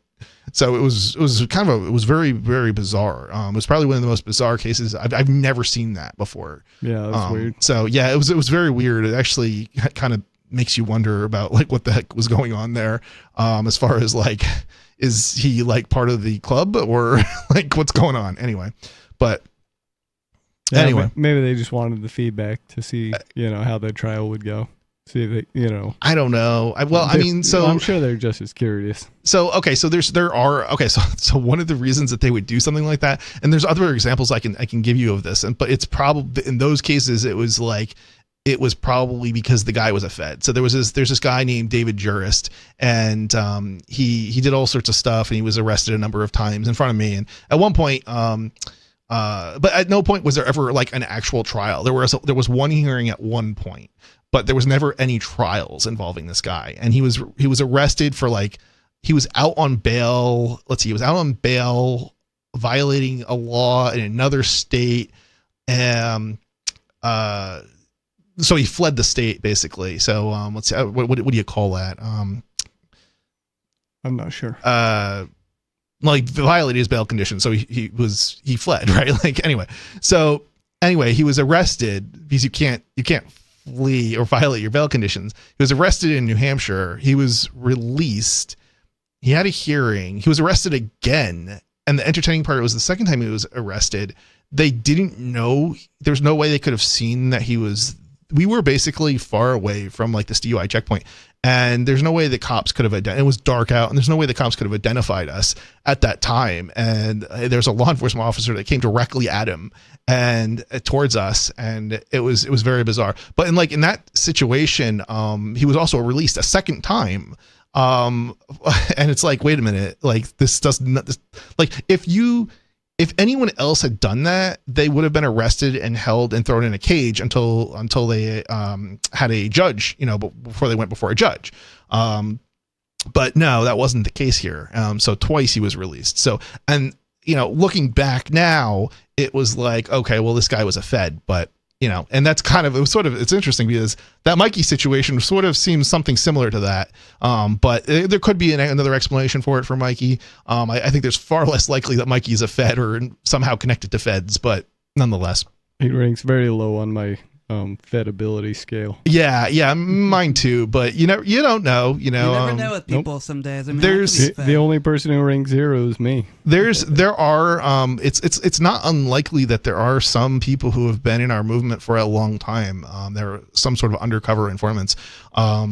The people that do not like free staters. They do not like libertarians. The fact that we're arguing to decriminalize all sorts of laws that have no victim just does not. There's really not that much going on domestically for them to worry about, so they got to drum something up. Yeah. And they got to find they got to provoke something somewhere. Yep. So I got a story here. Wikipedia legally challenges flawed online safety rules. This is from the BBC. It's out of the UK, the United Kingdom. So Wikipedia is taking legal action against new Online Safety Act regulations it says could threaten the safety of its volunteer editors and their ability to keep harmful content off the site. The Wikipedia Foundation, the nonprofit which supports the online encyclopedia, is seeking a judicial review of the rules, which could mean Wikipedia is subjected to the toughest duties required of websites under the Act. Lead counsel Phil Bradley said it was unfortunate that we must now defend the privacy and safety of Wikipedia's volunteer editors from flawed legislation. Yeah, so they're going to hold basically editors somehow responsible for the content of Wikipedia. It just and they're not even being paid for it. Yeah, that kind of ruins Wikipedia. Yeah, it sounds absolutely insane. But this is the insanity of European legislation and UK in particular. The government told the BBC it was committed to implementing the act, but could not comment on ongoing legal proceedings. It thought this is the first judicial review to be brought against the new online safety laws, albeit a narrow part of them, but experts say it may not be the last. The Online Safety Act is vast in scope and incredibly complex. Ben Packer, a partner at law firm Linkladders, told BBC, the law would inevitably have impacts on UK citizens' freedom of expression and other human rights. So as more of it comes into force, we can expect that more challenges may be forthcoming, he told the BBC. These will add to the array of challenges the Act already faces, from claims its burdensome rules are forcing harmless small websites to close, to those who argue the law and its enforcement are too weak and not up to the job. You know, the thing is that people have to understand that, like, they're literally, every time you pass a law and you try to enforce a small operator or a nonprofit or somebody who's just doing something as a hobby, you know, all of these bureaucratic requirements, it's not possible to operate, and you undermine your economy. And this is one of the things that the United Kingdom has basically been doing. They've been undermining their economy, and it's become extremely impoverished. Like, we think of the United Kingdom as like a first world country, but it's not really. It's like it would be equivalent of Mississippi. I believe that if I recall correctly, it's worse off than Mississippi in the United States, the worst performing state in the United States. Wow. Jeez, that's yeah, horrible. Right, and it's supposed to be a first world country, and it's not really. I mean, why is Wikipedia unhappy? The OSA requires the regulator Ofcom to categorize platforms according to a number of factors, including how many users they have and what features they offer. Those designated Category 1, the highest level, will face additional duties to keep users safe. In very simple terms, sites are most likely, basically they're going to treat everybody as if they're a 5-year-old. It's absolutely crazy. In very simple terms, the sites are most likely to be classified as Category 1 if they allow millions of UK users to interact and share content with each other and have systems that recommend content. These rules were originally designed to target the services where UK users were most likely to encounter harmful content, but Wikipedia is concerned they are so vaguely defined, there's a significant risk it will be included in Category 1. If that happened, the consequences for the army of volunteers who write and edit articles could be serious and would reach beyond the UK, the foundation argues. So, you know, this is interesting because countries can try and claim jurisdiction of people outside of their borders. And the question is whether or not the country that the person is in is willing to extradite. In some cases, yes, and in some cases, no. So, like, for example, Russia doesn't generally extradite its citizens, to face persecution for laws that other countries consider have been broken, outside of Russia. So, and this is something that the United States does all the time. So, the United States tricks Russian citizens into traveling outside of Russia to other countries and countries that are more friendly to the United States in order to extradite their citizens for laws that, if they were in the United States, they would have broken, right? But this is absolutely insane because these people who broke U.S. laws were not in the United States. They were in Russia. So, and if they didn't break a law in Russia, why is the United States, going after them? I'm trying to think what it's called. I think it's like extraterritorial something or other. But anyway. But basically, the point is that, like, if you start doing that, it's impossible to even be, like, it's already impossible to be compliant with the laws, like, just within the United States. How are you supposed to comply with Chinese law or Russian law or, and if it's often it's a one-way street, right? It's just the United States extraditing citizens from other countries and not the United States allowing extradition of its citizens to other countries. But if it made any sense, it would be a two-way street, right? So, but that means that U.S. citizens would then be prosecuted in European countries, for example, or in other countries for that matter, which obviously you can't reasonably allow. Anyway, it has signaled out additional duties which could, in effect, require the site to verify the identities of its volunteers, something it fears could expose them to data breaches, stalking, vexatious lawsuits, or even imprisonment by authoritarian regimes. we would be forced to collect data about our contributors, and that would compromise their privacy and safety. Yeah, I mean, Russia goes out and murders people in other countries. Like, they literally send out hitmen. And you know, when Russia is upset with, when Putin is upset with you, he'll kill you. So this isn't like some sort of, you know, fictional or imaginary, you know, possibility. This is something that, you know, people who Wikipedia editors, you know, have a genuine potential fear of in many situations. And remember, it's not just Putin that you have to worry about potentially. It's the United States as well. It could be the United States. It could be China. It could be, you know, China also does something similar to what Russia does. I think they do it in a little bit different way, but they tend to use more U.S. style tactics, I think, China, in terms of coercing people to returning to China, and then they prosecute them, that kind of thing. And they can do that because people don't really understand the law usually. Like, China may not be able to extradite you from the United States, but, you know, a Chinese citizen, you know, who is targeted by China may not know that. But the other thing that they do, and this often happens, especially with North Korea, is that they will actually go after family members. So even though your family members may have not broken the law, that doesn't mean that they won't, you know, torture them or do something against them, because you did something in the United States that, you know, the Chinese government doesn't like, or the North Korean government doesn't like. So this, even just the mere fact that they have to record this information, like who the editor is, puts these people, these editors, at risk. And basically, you know, it's a very dangerous, you know, situation when it comes to free speech. All right, let's see here. Rebecca, the Wikimedia Foundation's vice president of global advocacy, told the BBC, "We've seen in other parts of the world when people do not feel safe contributing to Wikipedia, then they shy away from controversial topics that may be challenging to people who are powerful, and that reduces the quality and the usefulness of the encyclopedia." Outlier services to Wikimedia Foundation stresses. So just to be clear, I believe Wikipedia is run by the Wikimedia Foundation. So that's what Wikimedia has to do with it. Okay. The Wikimedia Foundation stresses it is not trying to challenge the OSA in general. They should be trying to challenge the OSA in its entirety, but or the idea that there should be a Category 1 service subject to additional duties. Instead, it challenges parts of the so-called categorization regulations that set out how to regulator Ofcom will decide which sites will have to follow the most stringent duties. Interesting. Let us know what you think. Give us a call. The phone number is 603-283-6160. It's Free Talk Live.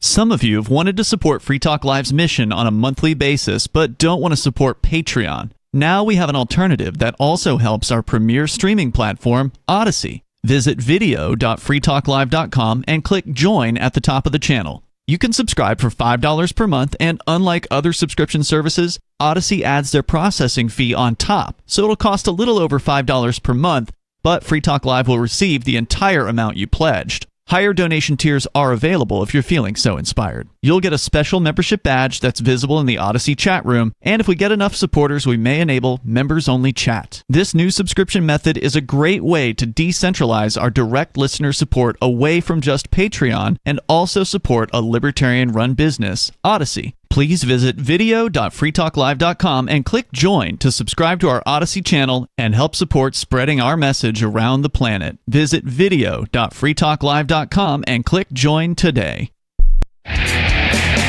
Protection. Eleutheromania. The insatiable desire for freedom. Filibuster. Police state. It's the new 3-song heavy metal EP from Captain Kickass. Available now on your favorite music app or get it directly from CaptainKickass.com. If you want to know the latest about Free Talk Live before we go on the air, all you need to decide is how you want it delivered. It's your choice. Visit news.freetalklive.com to receive our usually weekly news updates by email. Plus, we have a Twitter account at twitter.freetalklive.com, and you can follow us on the decentralized Mastodon platform at toot.freetalklive.com. So please follow us at toot.freetalklive.com and sign up for our emails at news.freetalklive.com. You're listening to the live edition of Free Talk Live. Hour number 3 is next after the news here on the Liberty Radio Network at LRN.FM. From Feature Story News in Washington, I'm Jagruti Dave with the Week in Review. History was made when cardinals for the first time selected an American pope after 2 days of voting at the Vatican. 69-year-old Robert Prevost is a cardinal from Chicago as well as a citizen of Peru, where he spent years working as a missionary and then as an archbishop. Pope Francis made him a cardinal and in 2023 appointed him as the head of the influential department overseeing the selection of new bishops.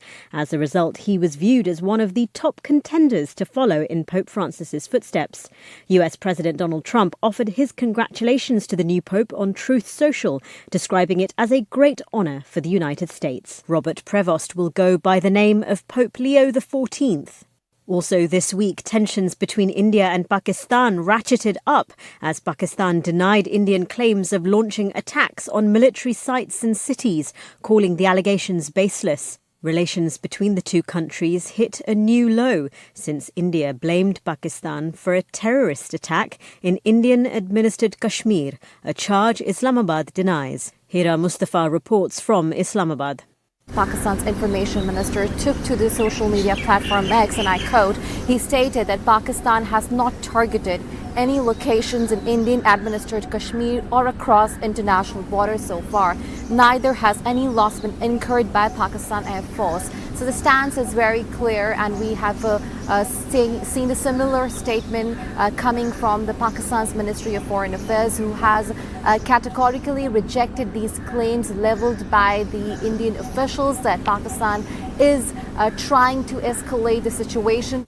And Bill Gates says he will donate 99% of his money and wind down his foundation, which is credited with saving more than 80 million lives worldwide.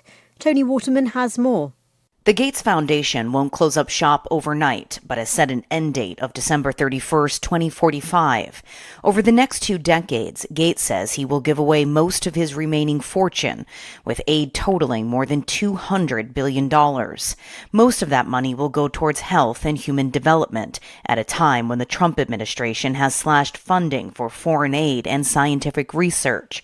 The Gates Foundation has spent more than $100 billion since its inception 25 years ago, significantly reducing child mortality and improving access to essential health services in developing countries. And ahead of the US and China's trade talks in Switzerland, we had news that China's export growth rose, even as shipments to the US slumped sharply following Washington and Beijing's tit-for-tat tariff battle. Laura Westbrook reports. Exports rose 8.1% in dollar terms in April compared to a year earlier, according to official data, and that beat expectations. But it was a slowdown from 12.4% growth in March, as factories rushed to get out shipments before the tariffs took effect. Imports, meanwhile, fell 0.2% last month. That was a third consecutive month of decline. And China's outbound shipments to the US fell 21% in April year on year, while imports dropped nearly 14%. From bureaus worldwide, this is FSN with the Week in Review. With FSN Spotlight, I'm Simon Marks. Today, the trade agreement that the UK and US governments say they have forged, even though it's clear that significant work still needs to be done on some pretty major aspects of it. Both President Trump and Prime Minister Starmer hailed the deal as historic, the US president particularly happy that he had something to announce before he departs Washington next Monday to begin his first foreign tour since his return to the White House. It's taking him to Saudi Arabia Arabia, Qatar and the UAE.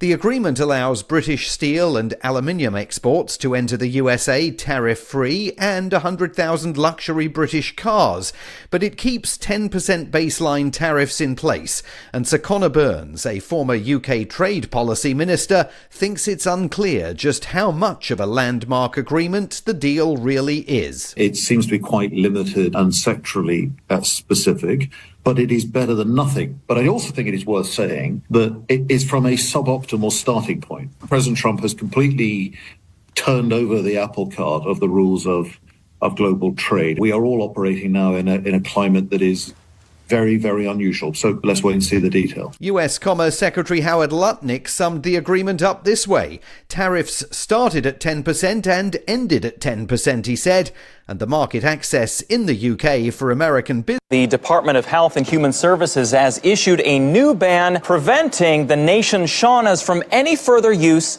of tanning salons. The ruling was made after a study found that saunas are exposed to roughly 5,000 times more UV radiation each year than the average American.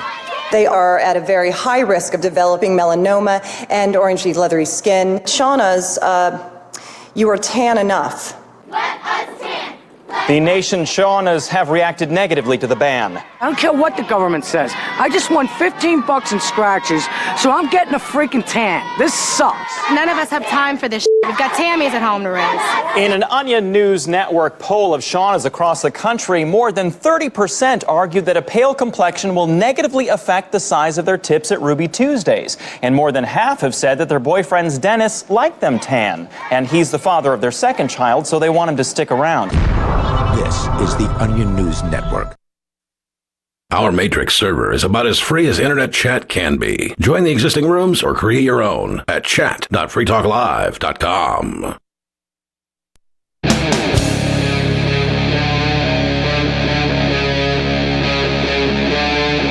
Free Talk Live.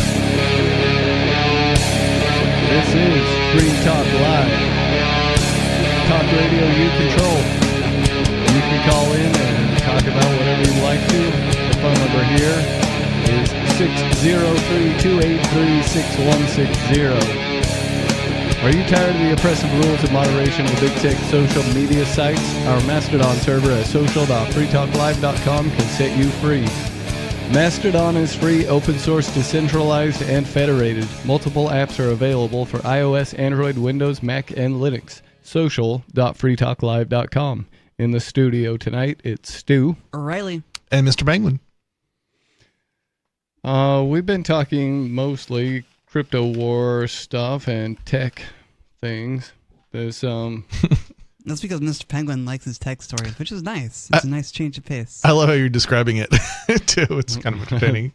The Wikipedia thing is interesting too because it's such a bad platform. Like, you only go there for the basics. You're not going to go to Wikipedia if you're trying to do deep dive research into something. Right. Oh yeah. Because it's already not. I mean, that's not what it was designed to do, right? So right. So, but then they put these restrictions on who can and can't edit it, and then and that made it even, surprising to say, even a little bit worse. And if they're going to go to this length where they can like charge people for, criminally for editing something in a way that they didn't like, that's terrifying. It's interesting because like encyclopedias have always been like just giving you a tad bit of information on any given subject, and right? always bias. Well, yeah, and traditionally it's been even worse, I think, and that like you have even fewer people basically contributing to an encyclopedia, whereas now you've got more people contributing to it. So as bad as it is, it may be. It's probably still, it's far better than when you had to, like your best option was the Encyclopedia Britannica, and that thing had historically, it had some pretty nonsensical information that was just absolutely false. So on a lot of subjects, but people consider the encyclopedia to be true and authentic. Gospel, yeah, and every story in there is just written with a hard slant of Anglo superiority, and yeah. It's especially if you look at the older ones.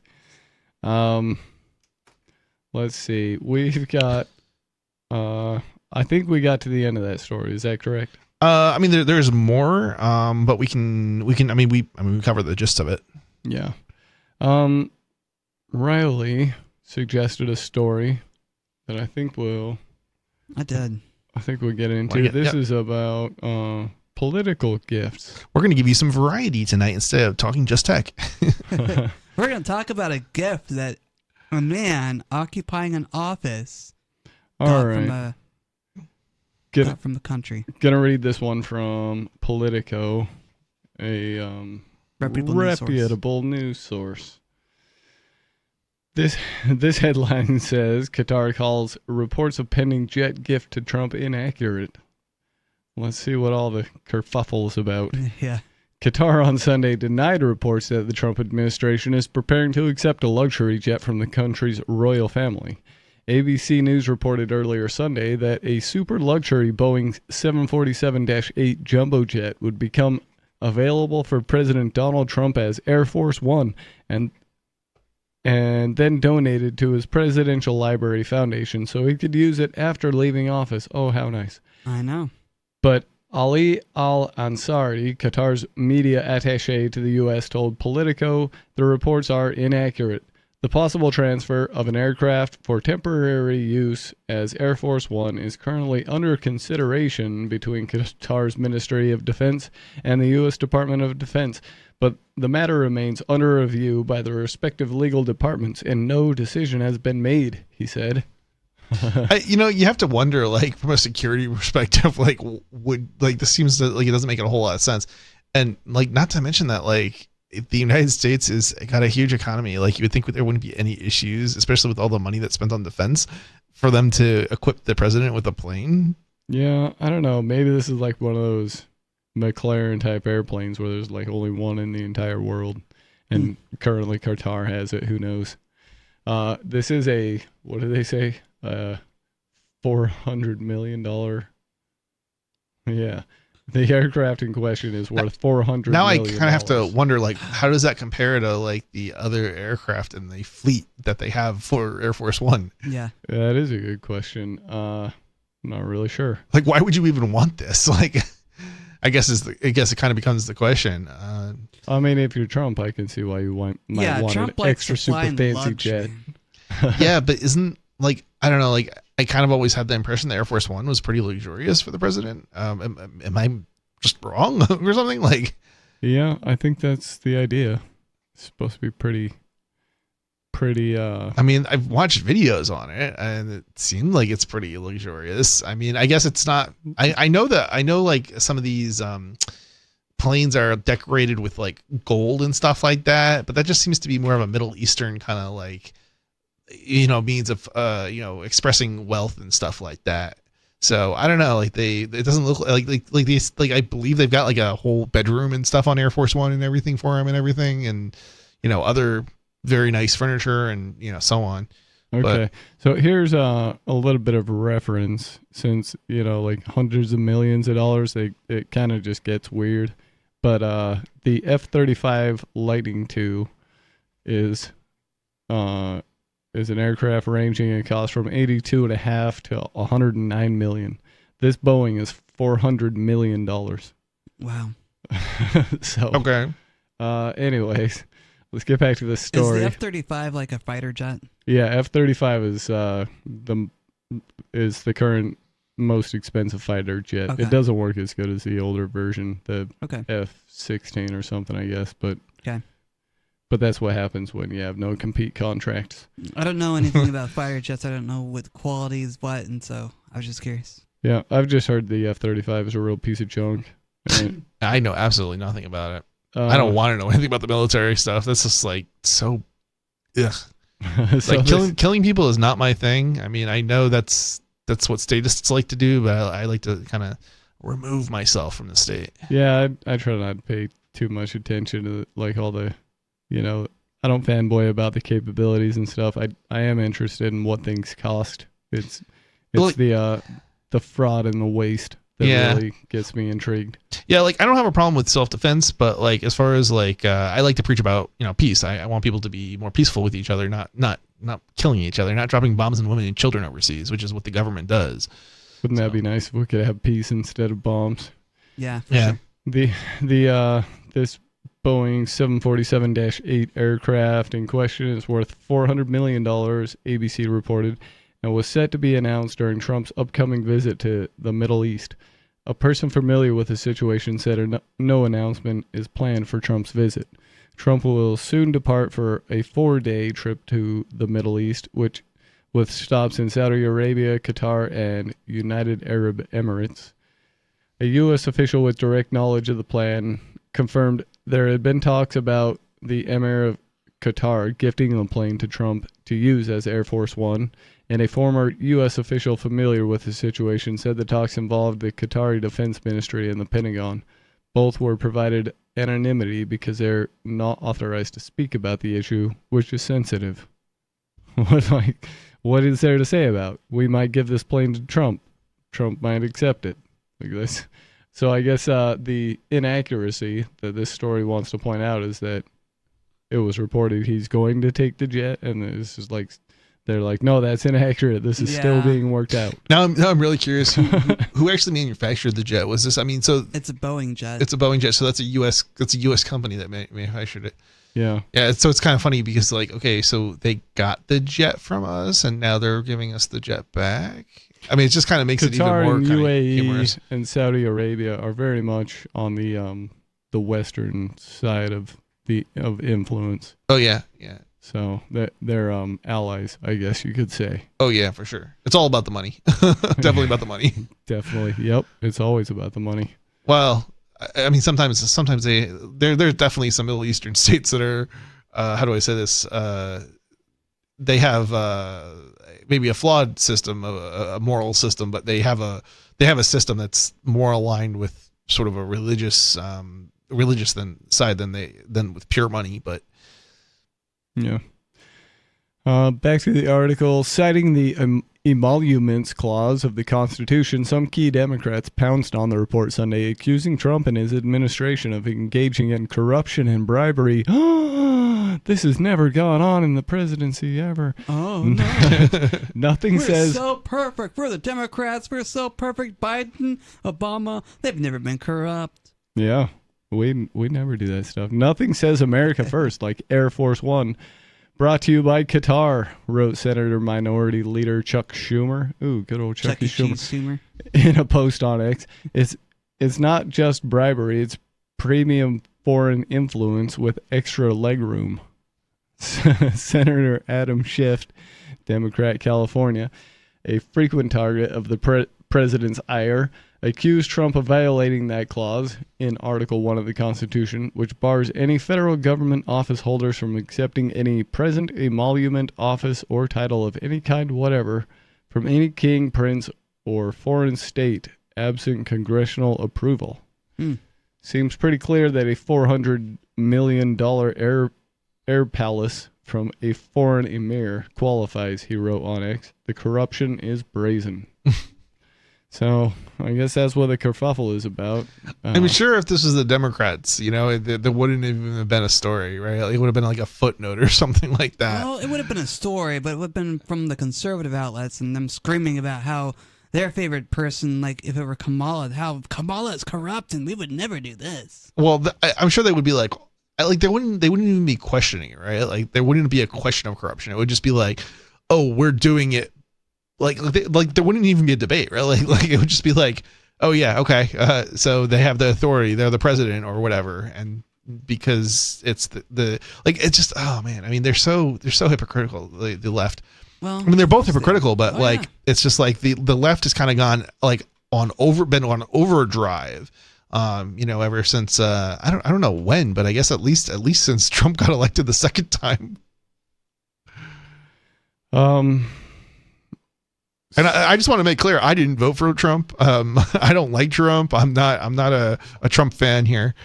So it seems pretty standard. If I'd never even heard of the emoluments clause. It must be something people are familiar with, but it's the one that says that you can't accept gifts. Yeah, to me it seems like that's the way you do things. Like that's just like that is how politics runs. You take people golfing, you buy their lunch. Does anybody remember FTX? Like 90% of the Congress critters were on the FTX Sam's payroll, right? So like, what are we having a debate about here? It's like they're all corrupt. But we have to have talks about this crazy plan that Trump may get or may not get. I also want to bring up the fact that the Supreme Court justice was like, it came out that he was corrupt as well, and it's like, like I'm telling you, like the corruption it's not just like, oh, a few Republicans here or a few Democrats here. It's across the entire board of government. Oh, yeah. This is one of the reasons why we need to get rid of it. We need to minimize it and shrink it as much as possible. Actually, better yet, let's secede instead of getting rid of it. Let's secede and break away from this union. Well, yeah, I'd like to succeed and then minimize it and succeed. Let's do both of those things. I don't think we can shrink. I mean, we could shrink government, I guess, in New Hampshire for sure still, but like we could probably shrink it even more. We could shrink government more if it was independent within the area, of New Hampshire, because we wouldn't necessarily have, first of all, we wouldn't have a federal government anymore. We would only have the state government, so that would shrink it right there. But anything that might have been federal, they would have to implement at the state level to the degree that we wanted it, wanted those laws in the first place. And at that point, we probably don't need them because we've got. I mean, can you think of any laws that we would need at the state level that are implemented only at the federal level? I mean, is there even a single law? Not that I can think of. No. I mean, what do we need to do? We need to outlaw murder. Okay. What else do we need to do? Outlaw fraud, maybe? I mean, we have fraud. That's probably a state level crime anyway. And murders, they've already got state laws on murder. I mean, yeah, those types of laws don't necessarily even need to be written down. They're just, they're pretty self-explanatory. Yeah. If you do these things, you're gonna, somebody's not gonna like it, and then you're gonna have some negative consequence to deal with. I mean, I'm sure there's something we could come up with, that we probably would want to pass at a state level. I imagine there's got to be something at least, but I don't know. It's still like, it's most of the time there's a lot of stuff that's duplicated at the state and federal level. So it's not like, people think like, oh no, what would we do if we got rid of the federal? Well, we have state equivalents of a lot of these laws anyway. So it's not like it would automatically, like everything that was criminal before would now be legalized. Although there is some reliance, and actually entertainingly, there's some reliance on the federal law at the state level to like criminalize stuff. Like, for example, what is it? Schedule 1 drugs, the New Hampshire law references when it comes to criminalizing stuff at like the state level, something like that. I think that's right. I heard something along those lines.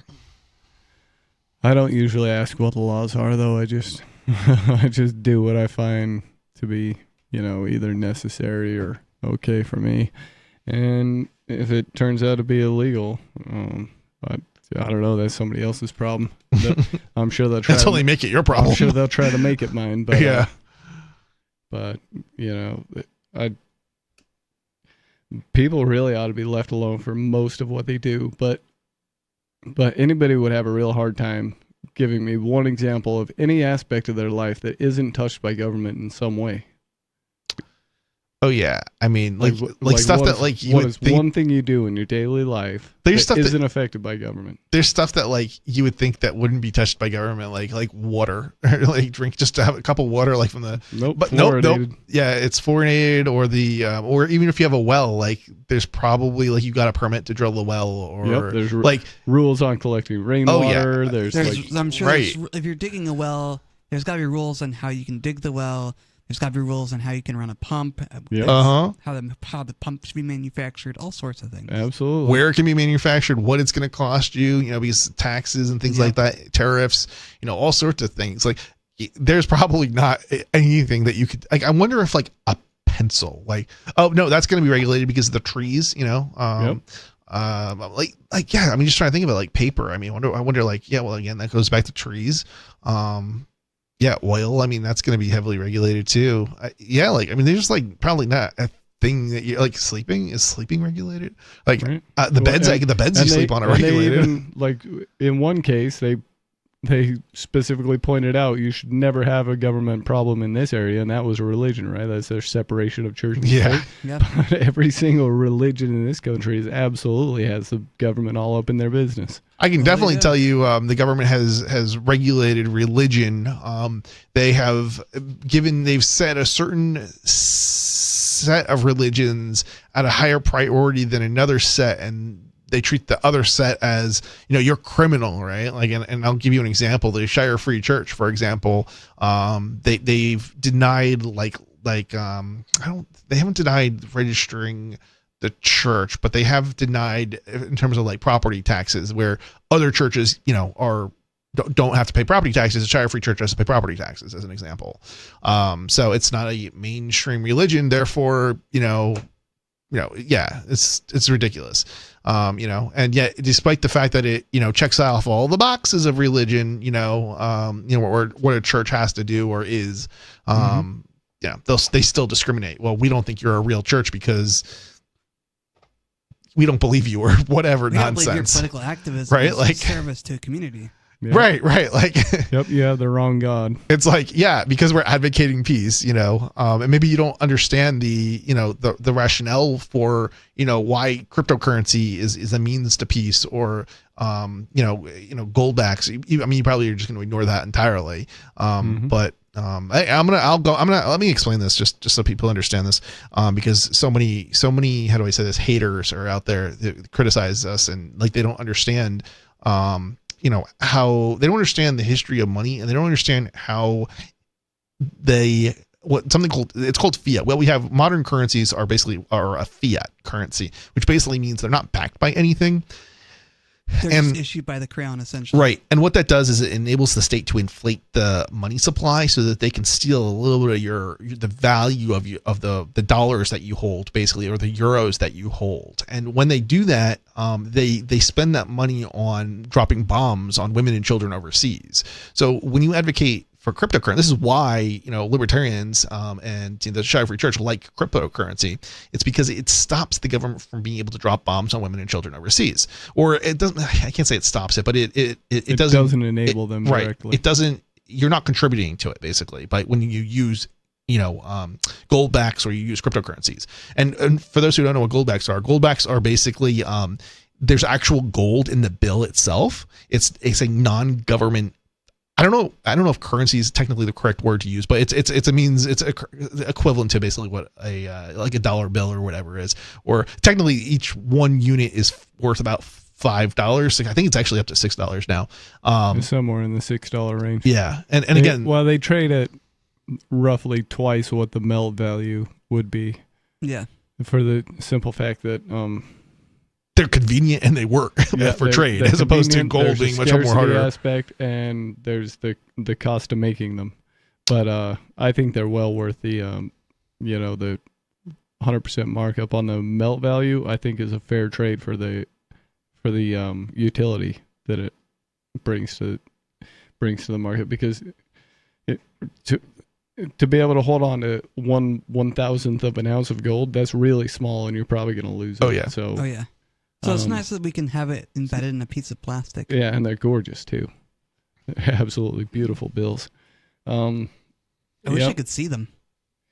Yeah, money is definitely one of the biggest ways they've tricked us into giving them what they want, and to our own detriment.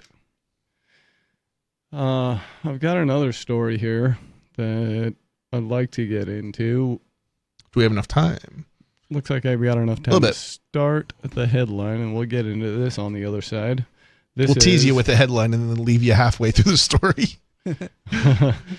That's what we do on Free Talk Live. Yeah. From the San Diego Union Tribune, I'd like to read: LDS Church agrees to settlement in principle of more than 100 sex abuse lawsuits in California.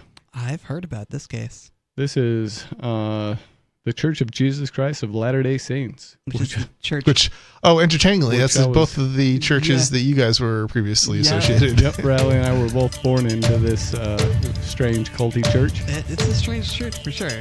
They've agreed to settle more than 100 child sex abuse lawsuits filed against it last year in San Diego and across California. We'll get into this story more on the other side. Give us a call, 603-283-6160. It's Free Talk Live.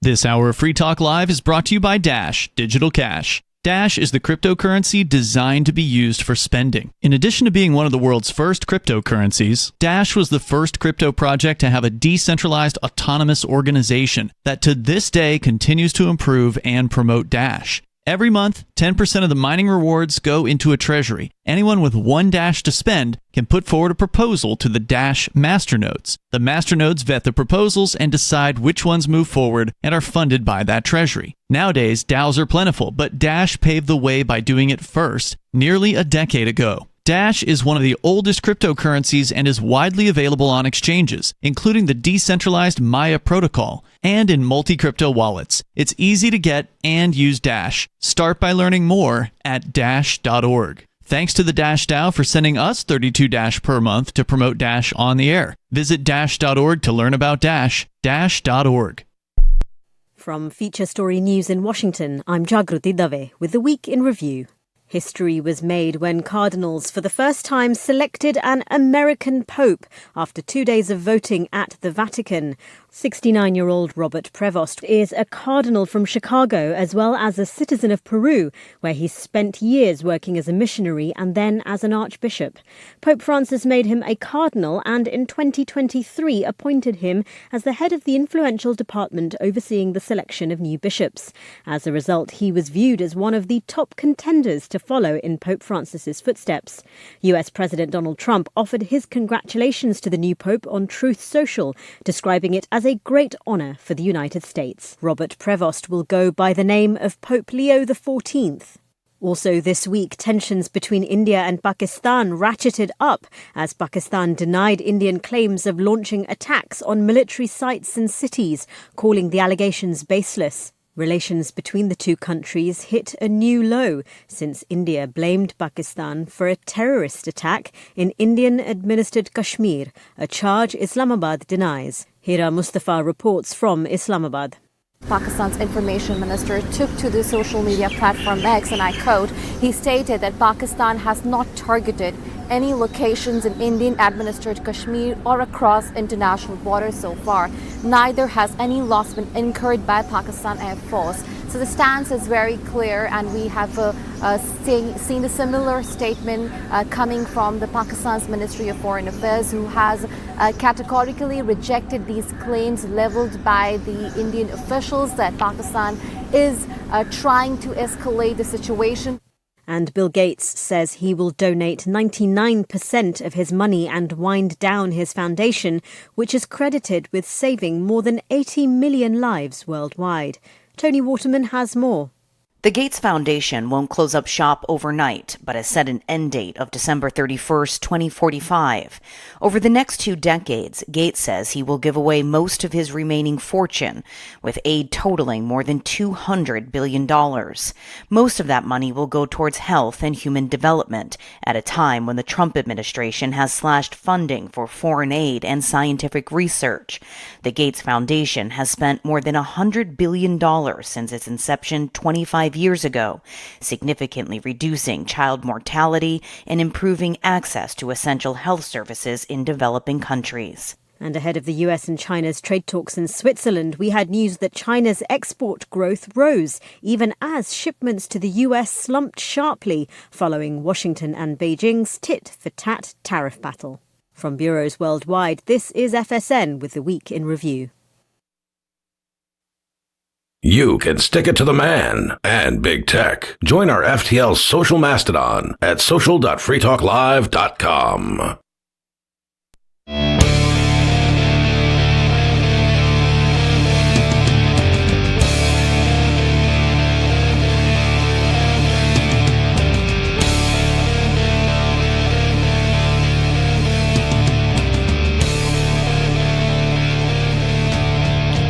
It's Free Talk Live, talk radio you control. give us a call. The phone number is 603-283-6160. We're in the final segment, but if you call, we can still get you on. We do have one caller on the line, and we will go immediately to David in New Mexico. You're on Free Talk Live. What's on your mind? Yo, don't tase me, bro. Don't tase me, bro. That's what I'm saying. I didn't get tased for filming, but I got arrested for filming. Yeah, I believe it. They don't. Yeah. They seem to not like that. They seem to be threatened by cameras. Yeah. They really are. Yeah, that's odd coming from dudes that got cameras strapped to their chest. Well, I mean, they have things that'll but they put control metal those through your chest. They control those cameras. Whereas cameras don't shoot people or burn people or shoot my dog or break their skulls or. Cop cams tend not to work, when it's in the defendant's favor. Yeah, those things just magically go wrong when they, when it's good for them. Yeah. But when they want to hide their corruption, they tend to go wrong. This is why whenever you film a cop, have a backup. Yep. Whenever you film a cop, back up? No, have a backup person. Have a second person filming behind you so that when they touch your camera or they take your camera or they, beat for you having a camera, you'll have it on video. Yeah, that'd be a good idea, but I don't always have a mini-me in my back pocket that I can deploy. Maybe we got some robots for that. Well, this is one of the nice things about being in New Hampshire. We've got a lot of activists around, so chances are pretty good that you'll have somebody with you if you encounter a cop. Not all the time, but most of the time. What if you're a loner? Well, then you're probably not interacting with cops because you're not leaving the house. I interact with them all the time, dude. They come to your house? Pardon? They come to your house? No, Stop inviting them in. Pardon? Stop inviting the cops into your house. When I go out in public. Well, right. If you're a loner, you're not going out in public, right? So. Well, that's not the definition of loner, but anyway. Okay. I got put in cuffs in Walmart just last week. Oh, really? Okay. What's your story? What happened? Well, it ain't my story; it's their story. But let me interject the part you won't like, because part of it starts from. Let me give you the part you'll agree with first, and then I'll season it with the part you won't initially like, but you might see where I'm coming from, and you might end up agreeing. But corporations, like Walmart, they're kind of like Nazis and fascists and commies, aren't they? That's why they signed up for Operation Jade Helm. But yeah. Okay, I'm not sure where you're going with that, but go ahead. What? Yeah, well, that's right. You don't. Not yet, but you will. Okay. So Walmart comes to your town, right? I mean, you got a small town. Walmart comes to it, and all your little mom and pop stores, like 30 of them. I did a tally. I kind of counted out. Under my math, when a Walmart comes to town. Oh, and by the way, about many decades ago, I had a one-on-one, face-to-face conversation with Sam Walton. Back when Walmart wasn't as unholy as it is now, and but Walmart comes to town and puts out of business like 30 other stores, and including like your food stores, little mom and pop grocery stores. And so, Walmart might be all convenient and have good prices. However, think like COVID. Now, when something comes along, like COVID or anything else you can think of, war, whatever, and your government has interaction with businesses that sell you things that you need, like food, and then they control who can go into Walmart and what they got to wear when they go into Walmart, and if you give them any lip, well, then you can't be in Walmart, but that's where the food is, and so no food for you. You see where I'm going here? Yeah, sure. Right. Okay. So you agree with me on that, communist, fascist, Nazi, Walmart, and insert whatever other big box. Yeah.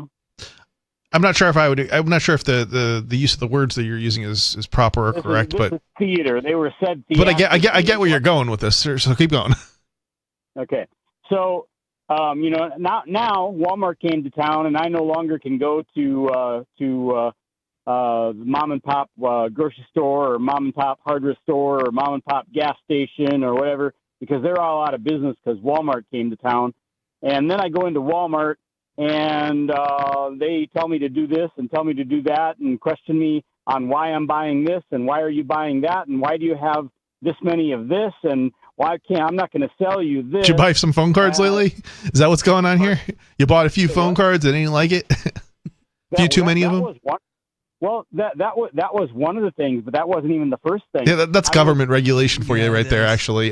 They're threatened. Walmart's being threatened by, the money transmitter people, basically.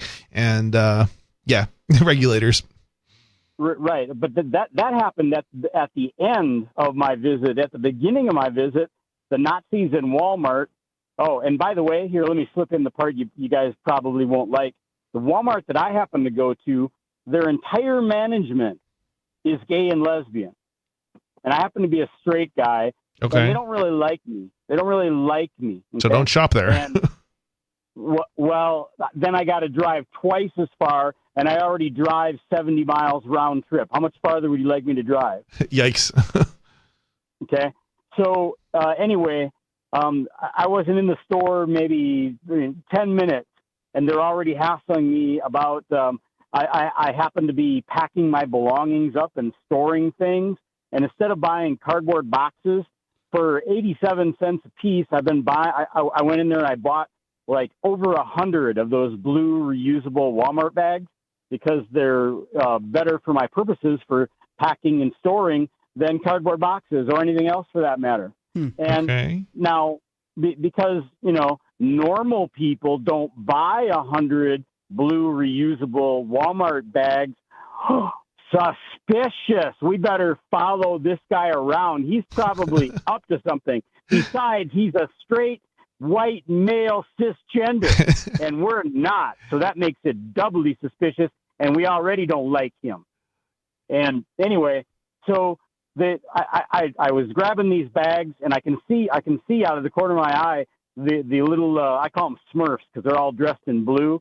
The Smurfs are like checking me out of the corner of their eye, and I'm just waiting for them when they're gonna come up and start questioning me as to what are you doing with all those bags? What are you gonna do with those? And so number one comes up to me, and I answer her question, tell her what I just told you. And then about 5 minutes goes by, and I'm going through Walmart. And I got 100 of these blue bags in my shopping cart at the bottom, and then I go start getting my other things that I need.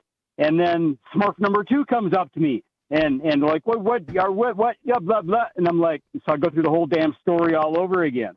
And then a few more minutes, and Smurf number 3 comes up to me. Actually, this time there are 3 Smurfs all together coming up to me. Yeah.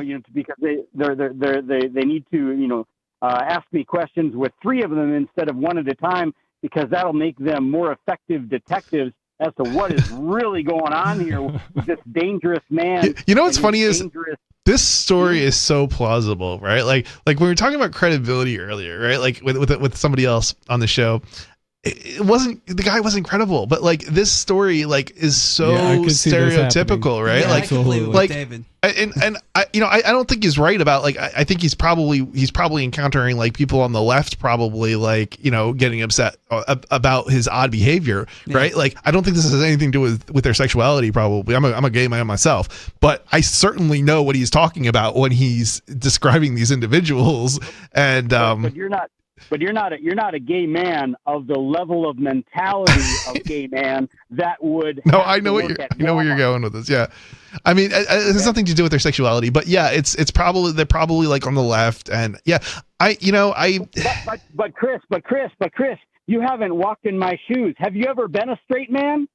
Well, I mean, most people don't know that I'm gay, right? Like I'm not out there like some of these Pride festivals. I'm not wearing like rainbow shirts and or putting dresses on where like you can tell I'm a guy because I'm an Adam's apple or whatever, right? Like so I think you'd probably be mistaken in that like I could be discriminated against for being a white straight male. But I don't necessarily know that I have been. Yeah, well, not by those of us that have really, really good gaydar. So how did this Walmart encounter go? Eventually resolve? So that little when I was accosted by the three after being accosted by three previous one at a time, but when I got accosted by three all at the same time, one of them was some manager dude level, and he's like, oh yeah, okay, I'll tell them to leave you alone. But of course, then I didn't necessarily get left alone, did I? So hold on, these three were accosting you at this point just simply because you were trying to buy 100 of the reusable Walmart bags? Yes, it's highly suspicious. You could do very dangerous, treacherous things with 100 reusable bags. Yeah, you might be making, I don't know, meth or something.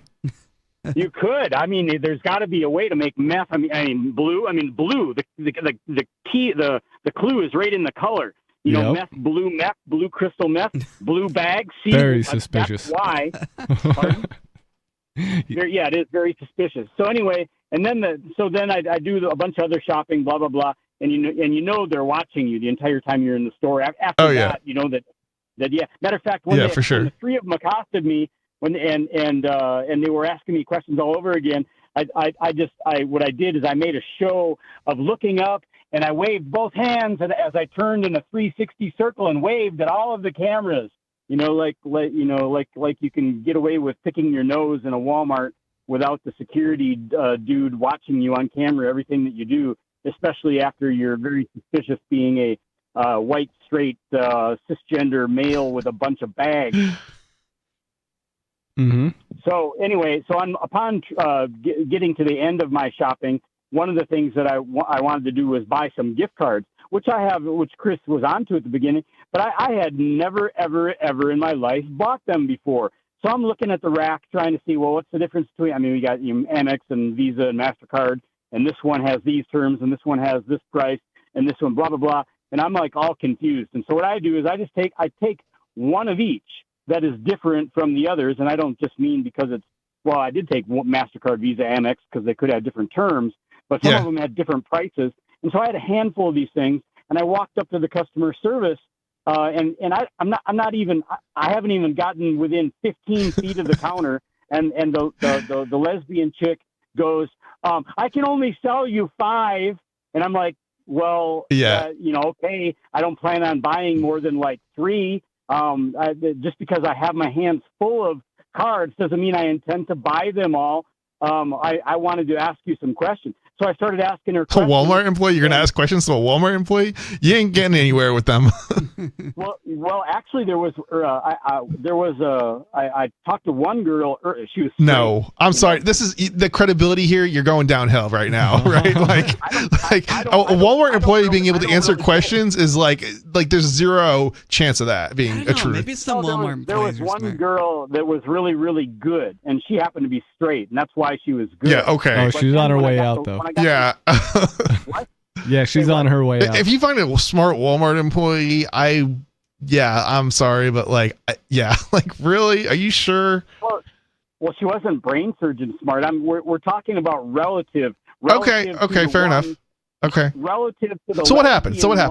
Where I wasn't even 15 feet from the counter, and she already knows everything that I'm going to say and want to do.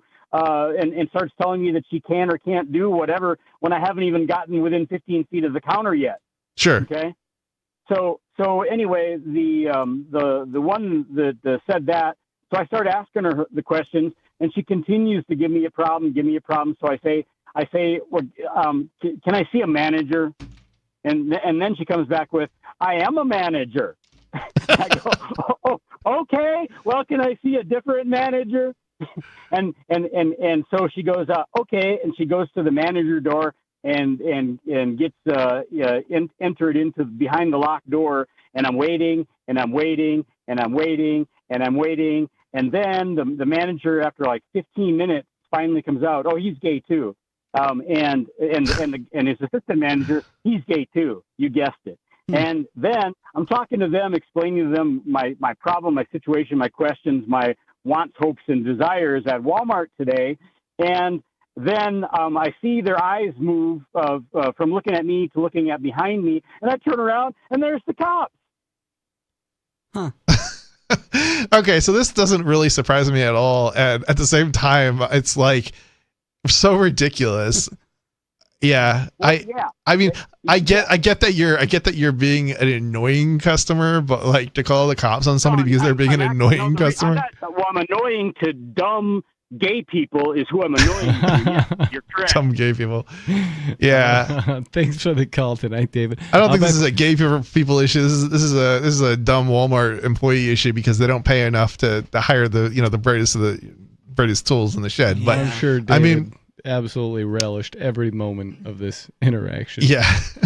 Sounds exactly like the kind of thing that he would call the highlight of his week. Next, we're going to go to Sarah, also in New Mexico. Hi, Sarah. What's on your mind tonight? Yes, this is New Mexico night. Yeah. David is just something else, isn't it, huh? Yeah. Why do you think David is something else? I like David. Yeah, I mean, a lot of his calls are kind of informative too, but anyway. Gay people being dumb? Well, he has a very kind of peculiar life, kind of interesting life, living out in the middle of nowhere, 70 miles away, but 35 miles away from Walmart or something, but off the grid, so. I will say I was thinking he should probably move closer to a town, that maybe he's like got so he wouldn't have to drive so far, so he had a little bit of a choice. I mean, that's sort of a life choice decision there on his part that I feel like instead of blaming other people, maybe he could, make some better decisions as far as to where he wants to live so he doesn't have to drive 70 miles in order to go to a different Walmart or a different, maybe not Walmart because he doesn't like Walmart, but, different store, but. Yeah, that's his life. I can't, but it's very peculiar. But I want to talk about the public financing, and I had a hard time understanding this public financing. They need to get $5 from 3,000 Albuquerque registered voters to get the tax funded campaign money, and it's just like, what is that? Can you figure out what I'm talking about? Did you catch my drift? And I've been running around all day today trying to explain campaign public financing, and everybody's like, really? Huh? What does that mean? Are you talking about? Yeah, are you talking about basically political parties or politicians getting paid or money from the government if they get enough signatures in order to register or something like that? Well, this is not just the regular. You need the signatures just to be on the ballot, right? But they could get taxpayer campaign funding, right? Yeah, people willing to give out $5. Yeah, people have to put out $5 of their own money. Wait. Who's doing the funding? Is it the people who are doing the signing, or is it the government that's paying the politicians? Okay, in order to get the 2030, I don't know what it is now, maybe 30,000 of the taxpayer campaign funding, you from have the to government have from the government from that campaign. Okay, you have to have regular people like myself give $5 to say I want to. Yeah, that's the part that I've been trying to run around, and so we have this policy, and the whole point of this is to keep the what it is now, if they don't have this, only the wealthy corporation could run their candidates, their puppets, right? Because they got money, buku, and they'll pay for advertisement, television advertisements, radio advertisements. They got money to do it, and all the regular people that want to do the like a blue collar. I mean, how do you say people that are regular people? They don't get a chance. Sure. So they have this public campaign financing to do that. But you know what? I talk to people and then I just they get kind of spaced out. They're like, what? I don't know. I mean, after I explain to them, they finally catch on. But they're like, interesting. I never knew that we had this policy. I mean, this is the Albuquerque voters.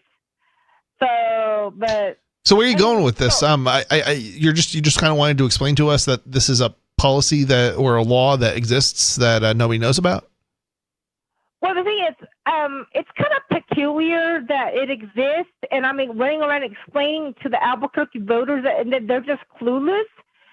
And I'm just like, I wanted to, I mean, it's amazing. I went to this one lady. I said, I donated $5 to Tim Keller, the mayor. And she goes, I'm not giving him that money.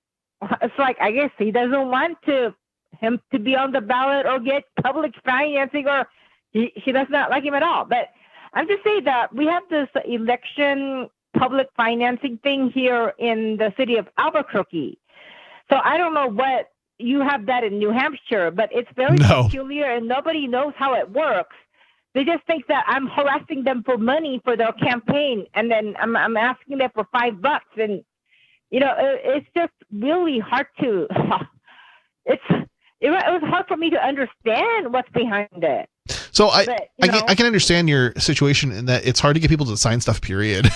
I've tried, and I understand where it's hard. Trying to get people and then get people to donate $5. It's it's definitely a challenge. Money, yeah. Right. It's not just asking for signatures. We're asking to put out the money. You know what I mean? And that's when they're like, oh, that shows that they're really serious about. They believe they're backing this candidate to give them the $5 out of their pocket. Yeah, most people don't know who they're voting for, right? Like they just vote down party lines, that kind of thing. So, I mean, trying to get money out of people or a signature is that's going to be a challenge. Especially a signature is a little easier, but actual dollars, like, you can spend all day trying to campaign for somebody and only get a handful of people donating. Well, it sounds like they've got some programs that they're in.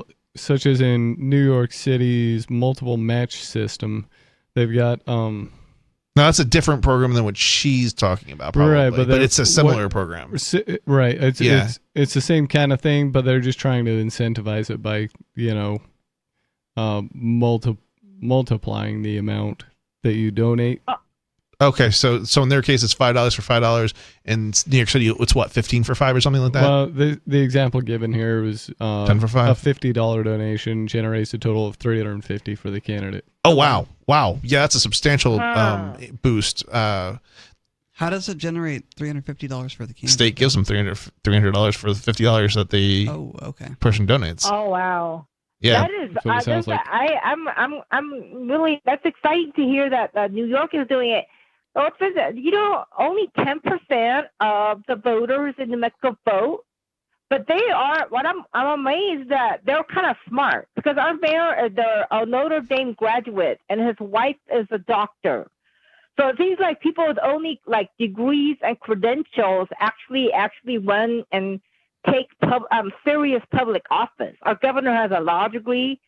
And so even though it's a very minute person, only 10% that bother to vote, maybe $40,000, $50,000, they're very intelligent. They're serious of who they are. You know what I'm saying? Are you talking about the politicians or are you talking about the voters? I'm talking about the politicians. Our mayor has a degree from Notre Dame. His wife is that doesn't mean anything. From Notre Dame. Yeah. Yeah. So, I mean, I think you're probably giving too much credit for a degree, basically. Well, I don't know. It seems like the little tiny people that do vote, one out of 10 people that do vote, they do care about how qualified they are, or they will not sign for them. They will not give them the $5. They don't even get on the ballot.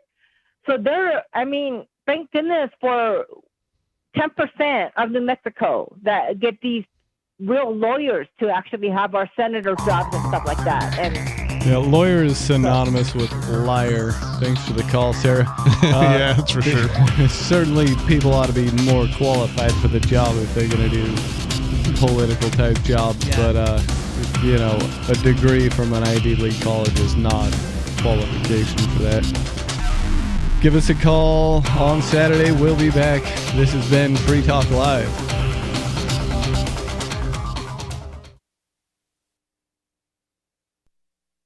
According to a report released this week, people who paint themselves silver and pretend to be statues earn, on average, $10 million per year. The Onion sat down with economist Mark Cosgrave to learn more about the money-making potential of this highly lucrative employment path. There's no more profitable career at the moment. If you compare these positions to other high-paying jobs, say physicians or mechanical engineers, you'll find that those individuals who have outfitted themselves with silver-painted boxes and can move their limbs stiffly as if they were a robot, are making literally hundreds of times as much. At this point, I would say that the only job that offers anywhere near that kind of earning potential is dressing up like Batman and allowing people to pose for photos with you. And those guys who play paint buckets like drums have historically done well for themselves. But honestly, the recession hit these professions pretty hard, and a lot of them are only making something like $800,000 a year at this point. It's barely even worth their time.